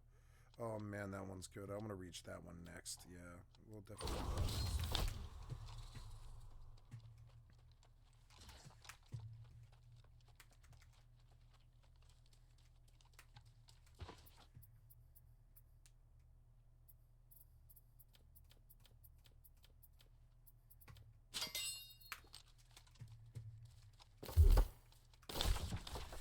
Okay, this was a good New World session. I will stop here and get some rested, and yeah, this is good. And yeah, we'll do one more round of this. So you appear to be, there we go. And yeah, guys, I am home again. Finally, 56 jumps later. And I will log off here, and I will say thank you so much for paying attention to me today. It's been a good session. It's been 14 hours and 36 minutes. It's a good time to stop. I think it was a natural place to stop on a Sunday. Kind of went hard this weekend, and I'm not gonna lie, I'm gonna go hard again tonight. Click on the cat space to donate if you're on YouTube, and thank you so much for watching me on YouTube. Thank you so much for the follows and the subs over the last few days. I really love the support. Increased. Thank you for hanging out. Click on the Twitch or the cat's face to donate, and thank you so much for your time. This 14-hour and 40-minute session will be placed on my YouTube on my YouTube channel. And if you want to see something here that you liked or you want to see again, come and check out my YouTube channel, watch my videos and stuff. This will be I will place this video on YouTube right now. Thank you so much for your time, guys. I love you so much. What did we do today? We did some opening. We did some Mortal 2, EVE Online, Final Fantasy 11, Fallout 76, New World, and that's what the video will say when it's on my channel. And I love you guys. Thank you so much. You have a wonderful day. I'll catch you tonight in about 8 or 10 hours. Let me know. Holler at me. Love you. Bye.